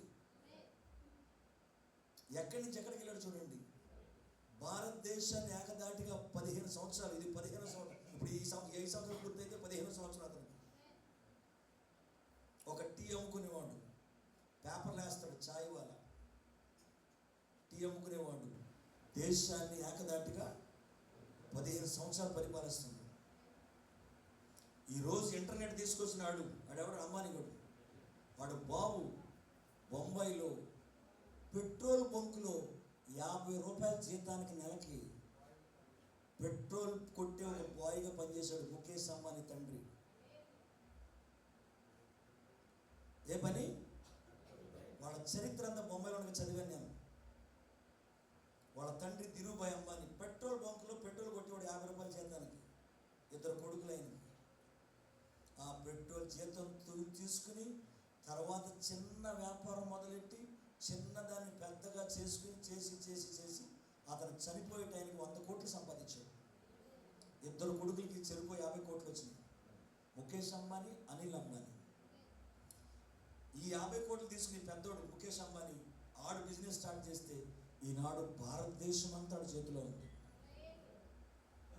భారతదేశంలో ఉన్న పౌరులందరూ ప్రథమ డబ్బున్న ఆస్తిపరుడు అంటే అవడు.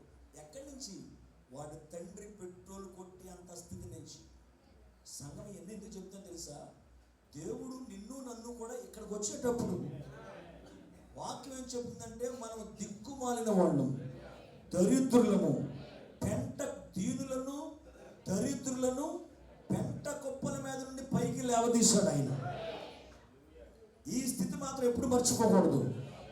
అందులో మర్చిపోని వాడు ఎప్పుడు తన స్థితిని ఎప్పుడు జ్ఞాపకం చేసుకునే వ్యక్తి ఎవరంటే దావీదు మహారాజు. నేను ఏ పాటి వాడినయ్యా? ఒక రోజు ఆయన ప్రార్థన చేస్తాడు ఉద్దు అయినాక, నేను ఏ పాటి వాడిని, నన్ను నువ్వు ఎంతగా హెచ్చించావు. గొర్రెల దొడ్డులో బంధన కాసుకున్న నన్ను నాకు చదువులేదు, ఏమలేదు. హల్లెలూయా. మన కాలపు దావీదు అన్నాడు, 7వ తరగతి 7 సార్లు పాలైన దావీదుని మన కాలపు దావీదు విలియం బ్రహ్నాంని 7వ తరగతి 7 సార్లు పేరైన ఆయన్ని ప్రపంచం తిప్పాడు. ఆయన అన్నాడు, ఏ పాటి వాడనని నేను నన్నెంతగానో దీవించావు, అంచలంచలుగా హెచ్చించి నన్నెంతగానో దీవించావు. ఏ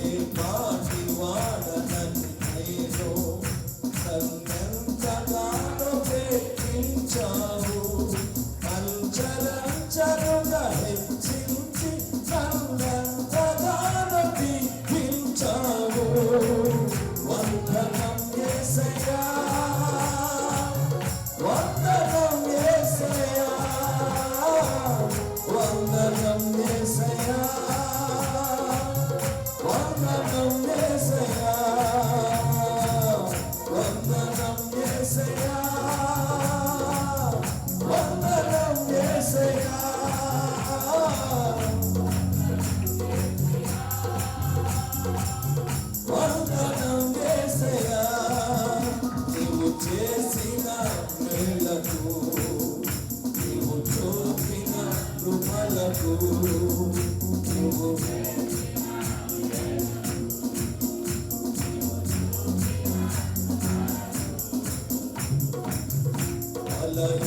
బలహీనుడనైన నన్ను నన్నెంతగానో బలపరచావు. క్రీస్తు మహిమలో ప్రతి అవసరములను తీర్చావు. నన్నెంతగానో బలపరచావు. క్రీస్తు మహిమలో ప్రతి అవసరములను తీర్చావు. వందనం యేసయ్యా, వందనం యేసయ్యా, వందనం యేసయ్యా, వందనం యేసయ్యా. నీవు చేసిన మేలుకు, నీవు చూపిన కృపలకు, నీవు చేసిన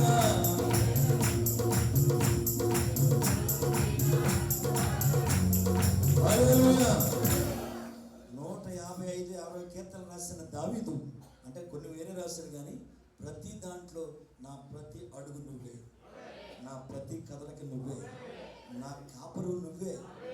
ఎంతమంది సైనికులు Z+ కేటగిరీ సెక్యూరిటీ ఉంటే యెహోవా నా కాపరి. నేను బ్రతుకున్నానంటే, ప్రయాణం చేస్తున్నానంటే, యాక్సిడెంట్లో తప్పించబడుతున్నానంటే నాకున్న సెక్యూరిటీ కాదయ్యా, నువ్వే నా కాపరు. ప్రతి విషయంలో ప్రతి చిన్నదానికి కృతజ్ఞతాస్తుతులు చెల్లిస్తాను. ఆయన లేకపోతే నా బ్రతుకు లేదు అన్నంతగా స్తుతించి ఆరాధించిన వ్యక్తి దావీదు మహారాజు. దేవుని స్తోత్రం కలుగుగాక. కాబట్టి ఈరోజు మనకు మంచి ఇల్లు ఉందని, మనకు కొంచెం మాటలు వచ్చినాయని, కొంచెం ర్యాష్గా ఉండగలం. నేను మాట్లాడితే సంఘంలో ఎవరు మాట్లాడని వెళ్ళదు అని అనుకోబాక. అసలు నువ్వెవరు? Oh man, who you are. ప్రవక్తలు చెప్పాడు, హూ యు ఆర్. నువ్వెవరు? అసలు నువ్వెవరివి? నేను ఇక్కడికి వచ్చినప్పుడు నువ్వు ఎలా వచ్చావు? నువ్వు ఇక్కడ ఈరోజు ఎలా ఉన్నావు? ఏం కావాలని కోరుకుంటున్నావు? నువ్వు ఇక్కడ అది ఇవ్వకపోతే బయటికి వెళ్ళిపోతావా? ఆ పోస్ట్ నువ్వు ఇవ్వకపోతే బయటకు పోతావా? అంటే పోస్ట్ కోసం వచ్చావా? ఒకప్పుడు నువ్వు ఐగుప్తులో ఉన్నప్పుడు చేసిన ఆలోచనకి, డినామినేషన్ ఆలోచన, సంఘంలో నేను పెద్దందరగా ఉండాలి, సంఘంలో ప్రతి ఒక్కటి నా మాట వినాలి, ఏ అవసరమైనా నా దగ్గరకు వచ్చి చెప్పాలి ముందు, పాస్టర్ గారికి అది నా ముందు. బైబిల్ అలా లేదు. అహరోనుకు మాత్రమే చెప్పాలి. దేవుని స్తోత్రం కలుగుగాక. అహరోనే నిర్ణయమే తుది నిర్ణయం. అది కూడా అహరోను కాదు, అహరోను మెడలో ఉన్న న్యాయ విధాన పథకం. ఏ పాస్టర్ కూడా తన సొంత తెలివితేటలు, సొంత జ్ఞానం సంఘానికి చెప్పడానికి వీళ్ళ. ఏ మాట చెప్పినా వాక్య ప్రకారంగా చెప్పాలా. వాక్యమే మనిషిని బ్రతికిస్తుంది. ముఖస్తుతి చేయాల్సిన అవసరం లేదు. నువ్వు వాక్యం మీద నిలబడితే రంగం మీదకి ఆయన వస్తాడు. దేవుని స్తోత్రం కలిగినాక ఈ హిజ్కియా రాజుగా ఉండటమే దేవుడు అతను దీవించాడట. రాజు దావీదు మహారాజు తర్వాత 40 సంవత్సరాలు ఏకదాటిగా పరిపాలించిన రాజు అంటే ఇతను. ఎవరు? ఉజ్జియా. అతని స్థానంలో యథార్థంగా నమ్మకంగా ఉన్నంత సేపు దేవుడు ఆయన ఆశీర్వదించాడు. ఇప్పుడు అతను కొంచెం బాగా మాటగాడతాడు. 40 సంవత్సరాలు రాజుగా చేశాడంటే అందరికి పేరు వెళ్ళిపోయాడు, మాటలు వచ్చానే వచ్చి. ఇప్పుడు అతను ఏమనుకుంటే, ఇప్పుడు నేను సంఘములో ఉంటాను, సంఘములో దేవుడికి సేవ చేస్తాను, 4 మాటలు చెప్తాను, ముందు పాస్టర్ గారి కంటే ముందు నాకు కాసేపు టైం ఇవ్వాలి. పాస్టర్ గారు మీకంటే ముందు కాసేపు నేను చెప్తాను, మీకు కొన్ని విషయాలు తెలియదు సంఘం కోసం, నేను మాట్లాడతాను, నువ్వెవరా మాట్లాడతాను. ఇక్కడ ఎవరు మాట్లాడకూడదు, ఇక్కడ ఒక్క వ్యక్తే మాట్లాడాలి. దేవుని స్తోత్రం కలిగినారు. చాలా గర్వంగా ఏంటంటే పాస్టర్ కూడా లెక్క చేయమని 40 మంది పాస్టర్లు ఉన్నారంటే అక్కడ మందిరంలో అన్నాడు, నేను ధూపం వేస్తాను దేవుడికి. రాజా, మీ పని కాదు, మీది రాజవంశం, మాది యాజక వంశం. మా పనే మేము మాత్రమే అక్కడ ఆ ధూపం వేయాలి.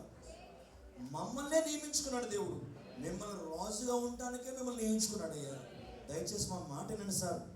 ఎవరు 40 మందిని తెక్కరించి తోసేసి అవతలకి వెళ్ళాడు. పరిశుద్ధ స్థలంలో అడుగు పెట్టాడు. అంతే. అక్కడ ఎవరున్నారు? స్థలం దేవుడిది. దేవుడు ఏర్పరచుకున్న సేవకులది. ప్రవక్త నీ పుట్టిపీట అందరికి ఇవ్వకూడదని చెప్పాడు. ఎవడ పడతాడు ఇక్కడికి వచ్చి పుట్టిపీట దగ్గర మాట్లాడడానికి వీల్లేదు.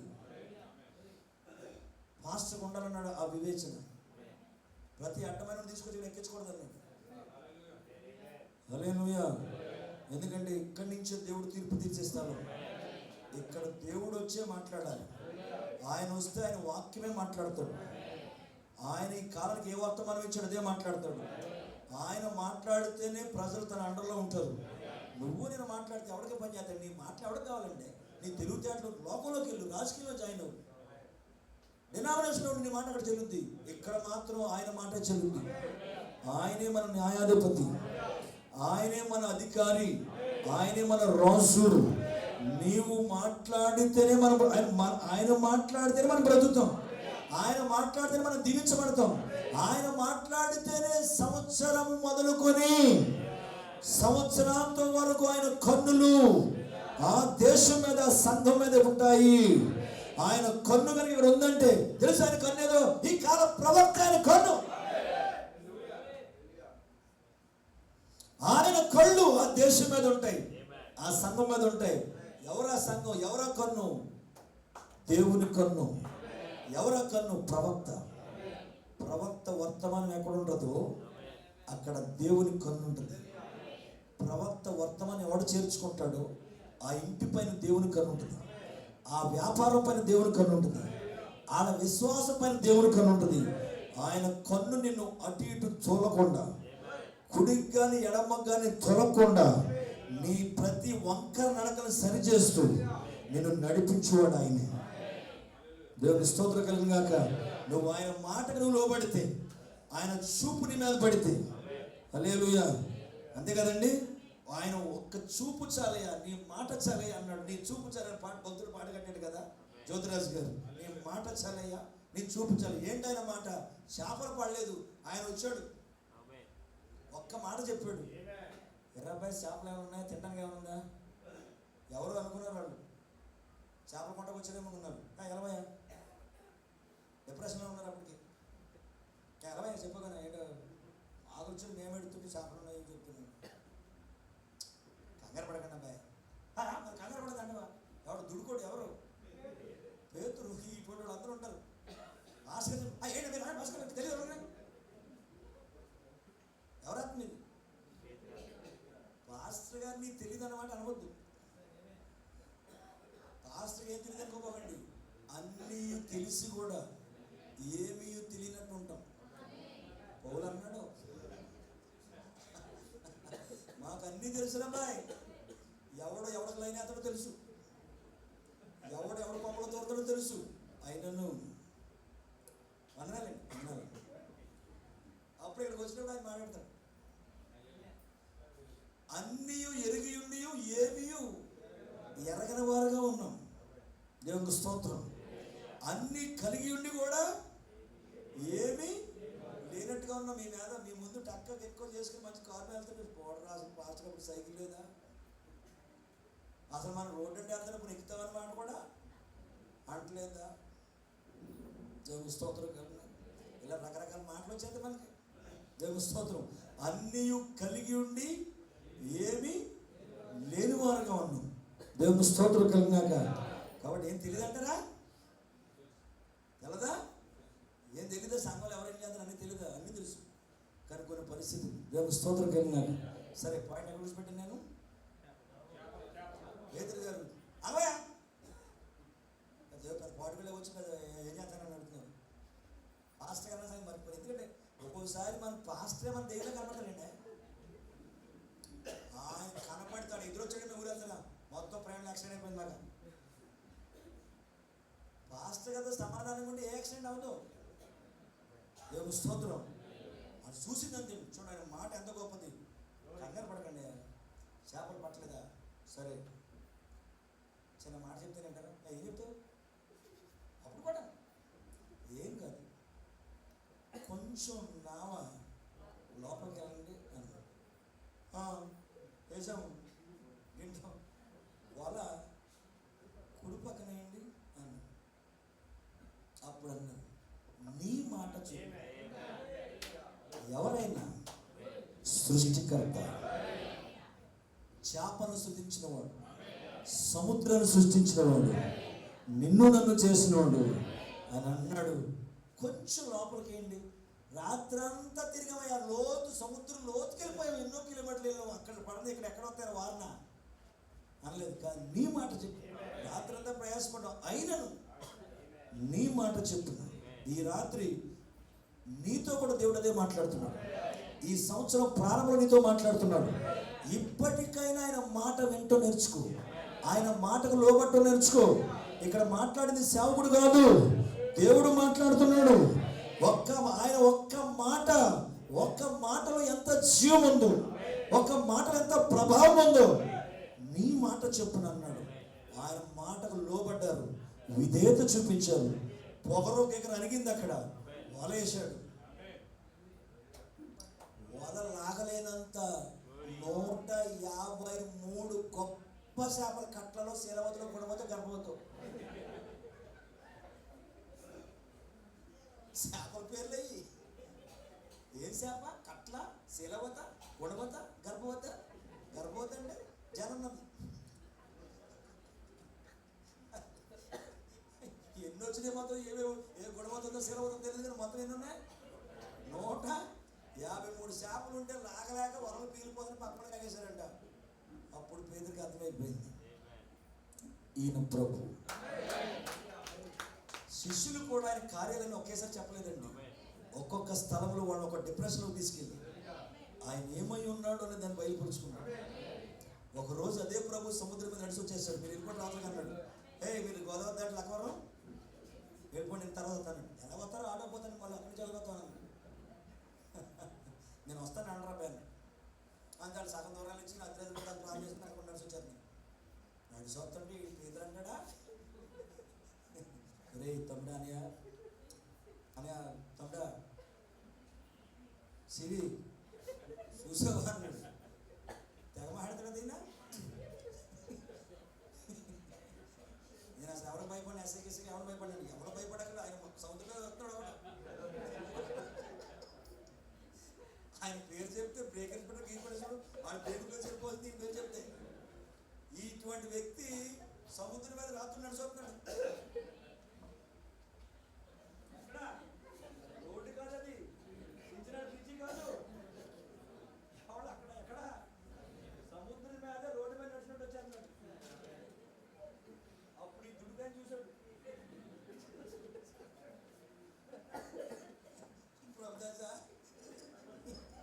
అసలు చూసావా అన్నాడు. ప్రభుదాస్ గారి భార్య ఉంది, ఏమండి ఏంటంటారు అది.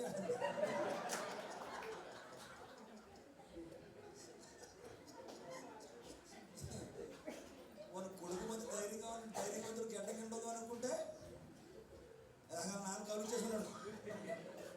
మొత్తం 12 మందిని పడవ ఒకళ్ళు కౌలు చేసుకుంటే పడవలాగంటుంది. అన్నయ్య నువ్వే పెద్ద ధైర్యవంతుడు అనుకున్నారా? అదేంటంటే బాబాయ్ ఎన్ని సంవత్సరాలు మా పిల్లల కాళ్ళకి సముద్రంలో ఉండగా సముద్రం మీద నడు చూసినోడు ఎవడు లేడు. దేవుని స్తోత్రం. ఎవరవుతున్నారు? సముద్రాన్ని చేసినోడు. దేవుని స్తోత్రం. అనేక సందర్భాల్లో హీ ఈజ్ ఎ క్రియేటర్ అనడానికి దేవుడు ఆయా స్థలాల్లో వాళ్ళకు కూడా అప్పుడప్పుడు బయలుపరుచుకున్నాడు. వాళ్ళ సాక్ష్యం చదివితే ఉంటుంది, సముద్రం మీద సాక్ష్యం అని వర్తమానం.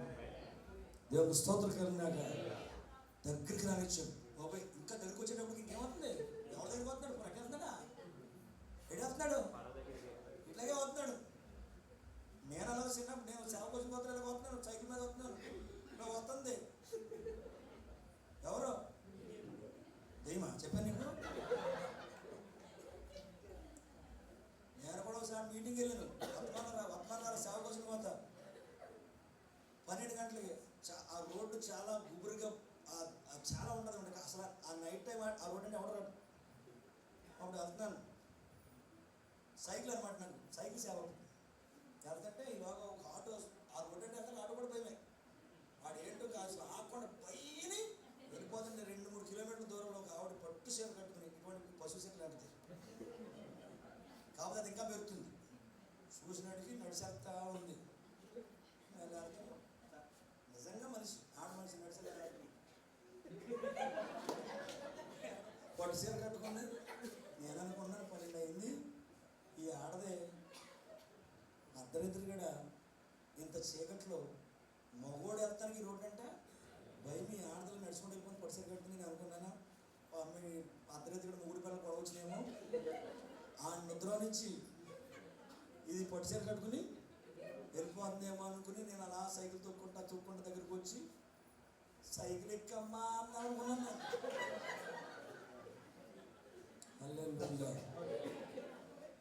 ఆవిడ నడుస్తూనే ఉంది, నేను ఆవిడ పక్కన సైకిల్ తొక్కుతూనే ఉన్నాను. కానీ నా ఎంసోతలేదు. ఈ పక్కన కాలువ ఉంది, పంట కాలువ, ఇది రోడ్డు. నేను స్లోగా తొక్కుతున్నాను, ఆవిడ మాత్రం నా ఎంసోతలేదు, ఎలా వెళ్ళిపోతుంది. ఇక్కడి నుంచి చూడండి అక్కడ ఆ రోడ్డు దాకా ఆవిడ కూడా నడుచుకుంటా, ఆ రోడ్డు అంటేనే తొక్కుంటే వెళ్తున్నాను. కానీ నా వెంక చూడటం కానీ, కొన్ని ఎవరు రాసానువా, కొన్ని నా వెనకలు వస్తామేంట్రా అంటాం కానీ ఏమీ లేదు. అంత దూరం వెళ్ళినప్పుడు నాకు జ్ఞానోదయం వచ్చింది. ఈ ఆడ మనిషికి ఇంత దూరం వస్తుంటే ఏమన్నా మీరు ఎందుకు ఆగారు, మీ సైకిల్ నేను ఎక్కను, నాతో ఉన్నారండి, మీరు ఎక్కొచ్చు కదా అని మాట కూడా అనలేదు. నేనేమనుకుంటానంటే ఒకవేళ ఈ అమ్మాయిని ఎక్కించుకున్నా కానీ ఎవడో చూసాడంటే ఒరే పాస్టర్ అర్ధరాత్రి కూడా అమ్మాయిని ఎక్కించుకుని వస్తున్నాడని ఎవడన్నా చూసి మా ఊరు అసలు గాలుడు కాల్ చేద్దారని చెప్పేసి ఎలా అనుకుంటుంది అని కూడా అంటున్నాను. దేవుని స్తోత్రం కలిగినాక వెళ్ళి అప్పుడు ఆలోచన వచ్చింది, సార్ నేను పాస్టర్నే, ఇంత దూరం ఏమి వెనకాల నడుతుంటే కనీసం నాతో ఒక మాట కూడా మాట్లాడట్లేదు సరికదా, మీరు ఎందుకు వస్తారు నా పోవడానికి కూడా, దీనికి లేని బాధ నాకెందుకు, నేను వెళ్ళిపోయాను. దేవుని స్తోత్రం. అదే కూడా వచ్చాడు మా ఊరు, నాకు తెలియదు. ఆడికి నాకు కొంచెం గ్యాప్ ఉందన్నమాట. ఆడు సైకిల్ మీద వస్తుంది, ఆడి బండి ఉంది కానీ ఎప్పుడు సైకిల్ వేసుకొచ్చాడు. ఆడు వెనకాల వస్తా నేను దాటిపోయి వెళ్ళిపోయాను. వెనకాల వచ్చినాడు సేమ్ మళ్ళీ అది ఎక్కడి నుంచి నడిచింది అక్కడి నుంచి నడిచిపోతుంది. ఆడు కూడా ఆడేమనుకున్నాడు, నేను ముందు సైకిల్ మీద చూసాను దూరం నుంచి, వీళ్ళిద్దరు ముగ్గురు పిల్లలేమో దెబ్బలాడుకుని సైకిల్ దిగిపోయిందేమో, వీడు ముందు వెళ్ళిపోయాడు అని ఆడి దగ్గరికి వచ్చి అమ్మాయి సైకిల్ ఎక్కాను. ఆగిపోయింది మనిషి. ఏంటమ్మా ఎక్కువ మీ ఆయన ఏమైనా అంటాడనుకుంటున్నావా, ఆడేమన్నా నేను చెప్తాను ఎక్కువ అన్నాడు. ఎక్కన్నాడు అన్నది వీడు సైకిల్ స్టాండ్ వేసుకుని కాలువ వరకు వెళ్ళింది. కాలువ వరకు నుంచి కాలువ నుంచి నడిచి అక్కడికి వెళ్ళిపోయింది. ఇప్పుడు యేసుప్రభు సముద్రం మీద వస్తున్నాడు.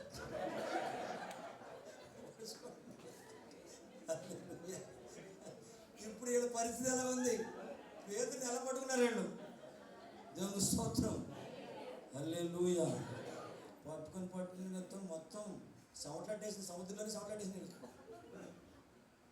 ఆయన కూడా నేనే అంటలాగా ఎంత ధైర్యమో, ఏంటో విశ్వాసం ఎంత ఉందో ఏంటో. ఆయన వచ్చాడంటే పోటీ పని చేసుకుంటూ వస్తాడు.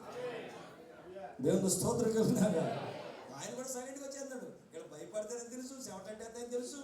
ఏమండి అసలు రకరకాల పెద్ద ఆలోచనలన్నీ వచ్చేందని తెలిసి ఈ రాత్రి మనకి ఆఖరి రాత్రి అని తెలుసు. అయినా కూడా ఆయన నెలకొని వస్తున్నాడు. దగ్గరికి రానిచ్చి సిరి నేను అన్నాడు.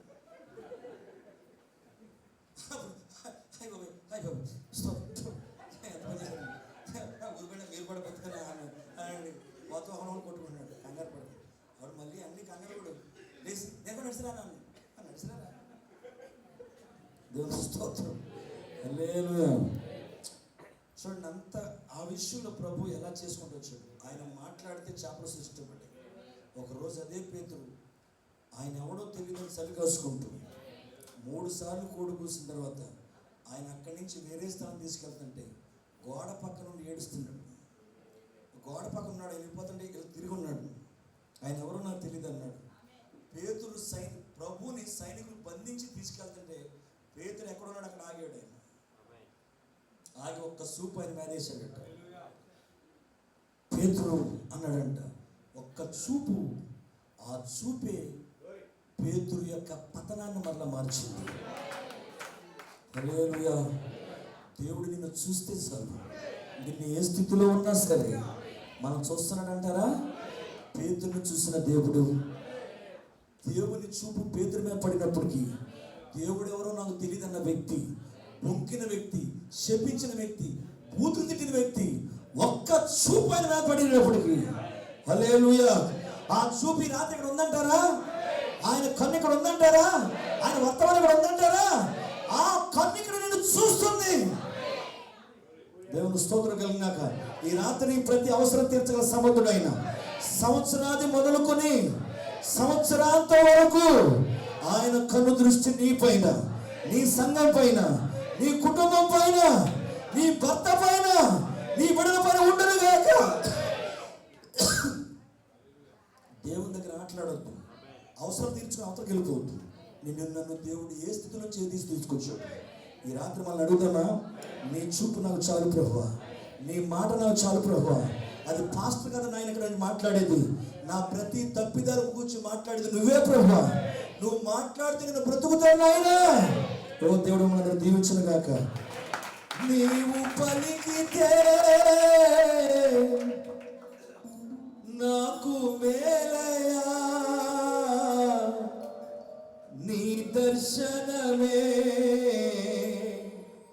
నాకు చాలయా అని లేచిన పడదు. నాతో మాట్లాడు ప్రభువా, నీవే మాట్లాడు అయ్యా. నాతో నీవే, నీ వాక్యమే నన్ను బ్రతికించేది, నా బాధలలో ఆదరణించేది. నీ వాక్యమే నన్ను చేది, నా బాధలలో ఆదరణించేది. నీవు పలికితే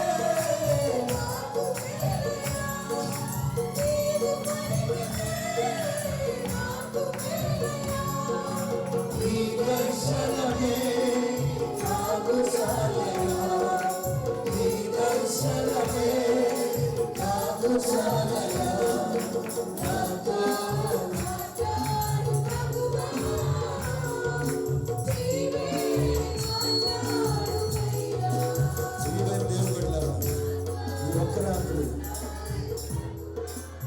ఈ రాత్రి ప్రభు నీతో మాట్లాడేది, ఐగుప్తులో మీరు జీవించిన దేశం వంటిది కాదు. సంఘశాఖలో మీరు మాట్లాడే మాటలు ఇక్కడ కాదు. సంఘశాఖలో ప్రవర్తించిన ప్రవర్తన, సంఘశాఖలో మనం వేసిన వేషం ఇక్కడ కుదరదు. ఆయన నీకు ఇవ్వబోయే దేశము సారవంతమైన దేశము, నీకు ఇచ్చిన ఈ కాల వర్తమానము సారవంతమైన వర్తమానం. ఇది నిన్ను తన రూపంలోకి మార్చేది. నీ ముడతలు పడిన శరీరాన్ని, మృతతుల్యమైన శరీరాన్ని యవనస్తునిగా మార్చేది సారవంతమైన వర్తమానం. ఇది నీ జీవితాన్ని మారుస్తుంది. పిల్లలు ఎక్కడి నుంచి ఎక్కడ మనం తీసుకొచ్చింది. ఈ రోజు నీవు నేను ఈ స్థితిలో ఉన్నావంటే సంవత్సరం గతిస్తుండగా, ఎన్నో అపాయాలు, ఎన్నో యుద్ధాలు, భూకంపాలు గతిస్తుండగా, మన కళ్ళ ముందు ఎంతో మంది చనిపోతుండగా, ఈ రోజు నీవు నేను సంవత్సరంలో ఇంకా సజీవుగా ఉన్నామంటే ఆయన చూపు మన మీద ఉందంటారా? ఆయన కనికరం మన మీద ఉందంటారా? హల్లెలూయా. అందరూ స్తుతిద్దామా? హల్లెలూయా. చెప్తామా? సమర్పించుకుందామా? ఈ రాత్రి నీ మాట నాకు చాలయ్యా, నీ చూపు నాకు చాలయ్యా, ఈ సంవత్సరం నీ తోడు నాకు చాలయ్యా. నీ మాట చాలయ్యా, నీ చూపు చాలయ్యా, నీ తోడు చాలయ్యా, నీ నీడ చాలయ్యా. నీవుంటే నాకు చాలు యేసయ్యా, నీవుంటే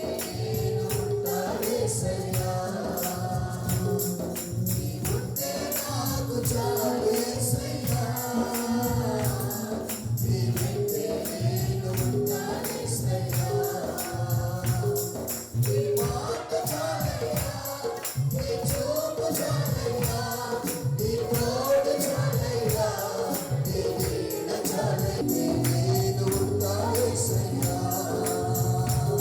ఎన్ని బాధలు నన్ను ఇబ్బందులైనను,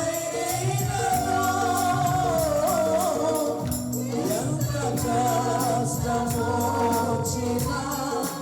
నిష్ఠురమైనను, అలవలు ఎన్ని బాధలు నన్ను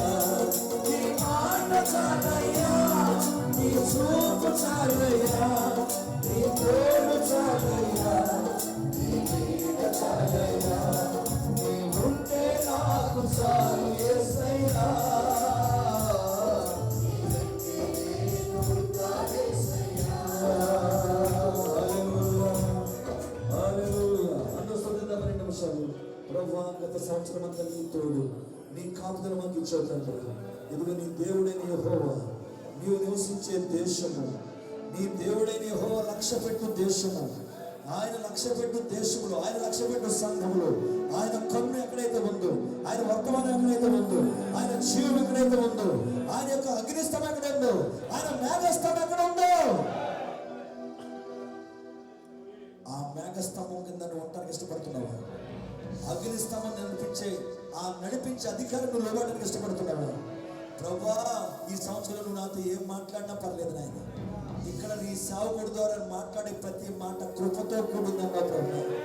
కృప మమ్మల్ని దాటిపోకముందే, దుర్దినములు రాకముందే, వీటి యందు మాకు సంతోషం లేదని చెప్పకముందే, అయ్యా ఈ సంవత్సరం ఎంతమంది వెళ్ళిపోతారో మనకు తెలియదు. కానీ మా ప్రియమైన దేవుడు పెట్టారా, దేవుడు మనకు వచ్చి ఒకవేళ ఇదే మనకి ఆఖరి అవకాశం ఏమో, ఈ సంవత్సరం ఆఖరి సంవత్సరం ఏమో, ఒకవేళ ఇంకా నువ్వు మారు మనసు పొందకపోతే, ఇంకా యేసుక్రీస్తు నామములో బాప్తిసం పొందకపోతే, ఇంకా నువ్వు పరిశుద్ధాత్మ పొందకపోతే, ఈ రాత్రి ప్రభువా నీ చూపు నా హృదయం మీద ఉంచు ప్రభువా.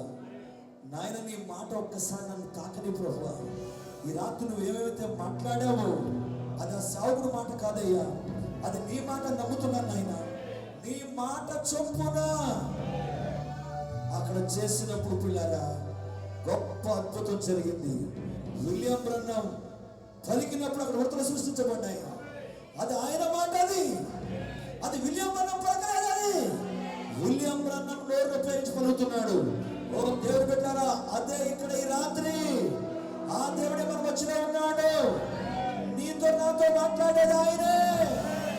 హల్లెలూయా. నీ మాటలు నాకు జీవపు ఓటలైనాయి ప్రభు. నీ మాటలు నాకు బ్రతికిస్తాయని నమ్ముతున్నాను ఆయన. నేను సంఘములో పెత్తనం చేసేవారు వచ్చొద్దు నాయన, అధికారాన్ని కోరుకునేవాడు వచ్చొద్దు ప్రభు. నేను ఎల్లప్పుడూ దావీదు వలె, నేను ఏ స్థితిలో ఎక్కడికి వచ్చాను, నన్ను ఎక్కడి నుంచి ఎక్కడికి తీసుకొచ్చావు, నేను ఈ స్థితిలో ఉన్నానంటే నేను ఏ పాటి వాడినయ్యా, నన్ను ఎంతగా హెచ్చరించడానికి అని సమర్పించుకుందాం పిల్లారా, అని తగ్గించుకుందాం పిల్లారా, లోబడదామా పిల్లారా. ఈ రాత్రి నీతో దేవుడు మాట్లాడడం నమ్ముతున్నావా? ఇది సేవకుడి మాట కదా నమ్ముతున్నావా? దేవుడు ఈ సంవత్సరం ప్రారంభములో నేను ఇంకా ప్రేమిస్తున్నాడు. నువ్వు ఇంకా పాపములో ఉన్నప్పుడు ప్రేమిస్తున్నాడు. ఎందుకంటే ఒక రోజు నీ జీవితం మార్చబడతానని తెలుసు. ఈ రాత్రి ఆ రాత్రి అయి ఉండొచ్చు. ఇప్పుడే ప్రభు సమర్పించుకో, ఈ జీవితాన్ని ప్రభు సమర్పించు. హల్లెలూయా. సమయం ప్రార్థన పరిశుద్ధుడానికి స్తోత్రములు ప్రభువా. ప్రభునందు ప్రియ సహోదరి సహోదరులు, దేవుడి రాత్రికాల సమయము నిశ్చయముగా మనతో మాట్లాడిన దేవుడై ఉన్నాడు ఆయన. మరి దావీదును అలాగే యోసేపును అనేక మంది సేవకులు ప్రవక్తలను మన మధ్య ఇచ్చినటువంటి దేవుడై ఉన్నాడు ఆయన. మరి కొంచెములో నమ్మకం ఉన్నటువంటి వారిని అలాగే మిగతా విషయంలో కూడా నమ్మకం ఉంటారని చెప్పి దేవుడి రాత్రి మాట్లాడాడు. దావీదు తన సొంత మందని కాసినటువంటి సమయంలో ఒక గొర్రెను మరి ఆ యొక్క సింహము ఎత్తుకుపోతున్న సమయంలో ఆ 99 విడిచిపెట్టి ఆ ఒక్కదాని కోసము ఎంతో ప్రయాసపడినట్లుగా, ఎంతో నమ్మకముగా ఆ గొర్రెల విషయంలో అక్కడ ఉన్నట్లుగా మనం చూడగలుగుతా ఉన్నాం. అలాగే యోసేపు కూడా తన జీవితంలో ఉన్న నిందలు, రకరకాల ప్రభావాలు, పరిస్థితులు వచ్చినప్పటికీ కూడా తన యథార్థతను ఏమాత్రం విడిచిపెట్టుకోకుండా దేవుని వాక్యం పట్ల నమ్మకస్తుడిగా జీవించాడు. కాబట్టి ఉన్నతమైన స్థానంలోనికి దేవుడు యోసేపుని తీసుకెళ్ళాడు పిల్లరా. అలాగే ఈ రాత్రి కూడా మనకి కాల ప్రవక్తలు కూడా దేవుడు అతను 7వ తరగతి 7 సార్లు పేరినప్పటికీ కూడా ప్రపంచ దేశమంతా కూడా తిప్పి ఆయన కలిగి ఉన్న సత్య నిజమైన వాక్యాన్ని ప్రకటించడానికి దేవుడు మన ప్రవక్తను వాడుకున్న దేవుడై ఉన్నాడు ఆయన. కాబట్టి ఈ రాత్రికాల సమయమందు అనేక సంగతులు దేవుడు మనతో మాట్లాడాడు ప్రేరా.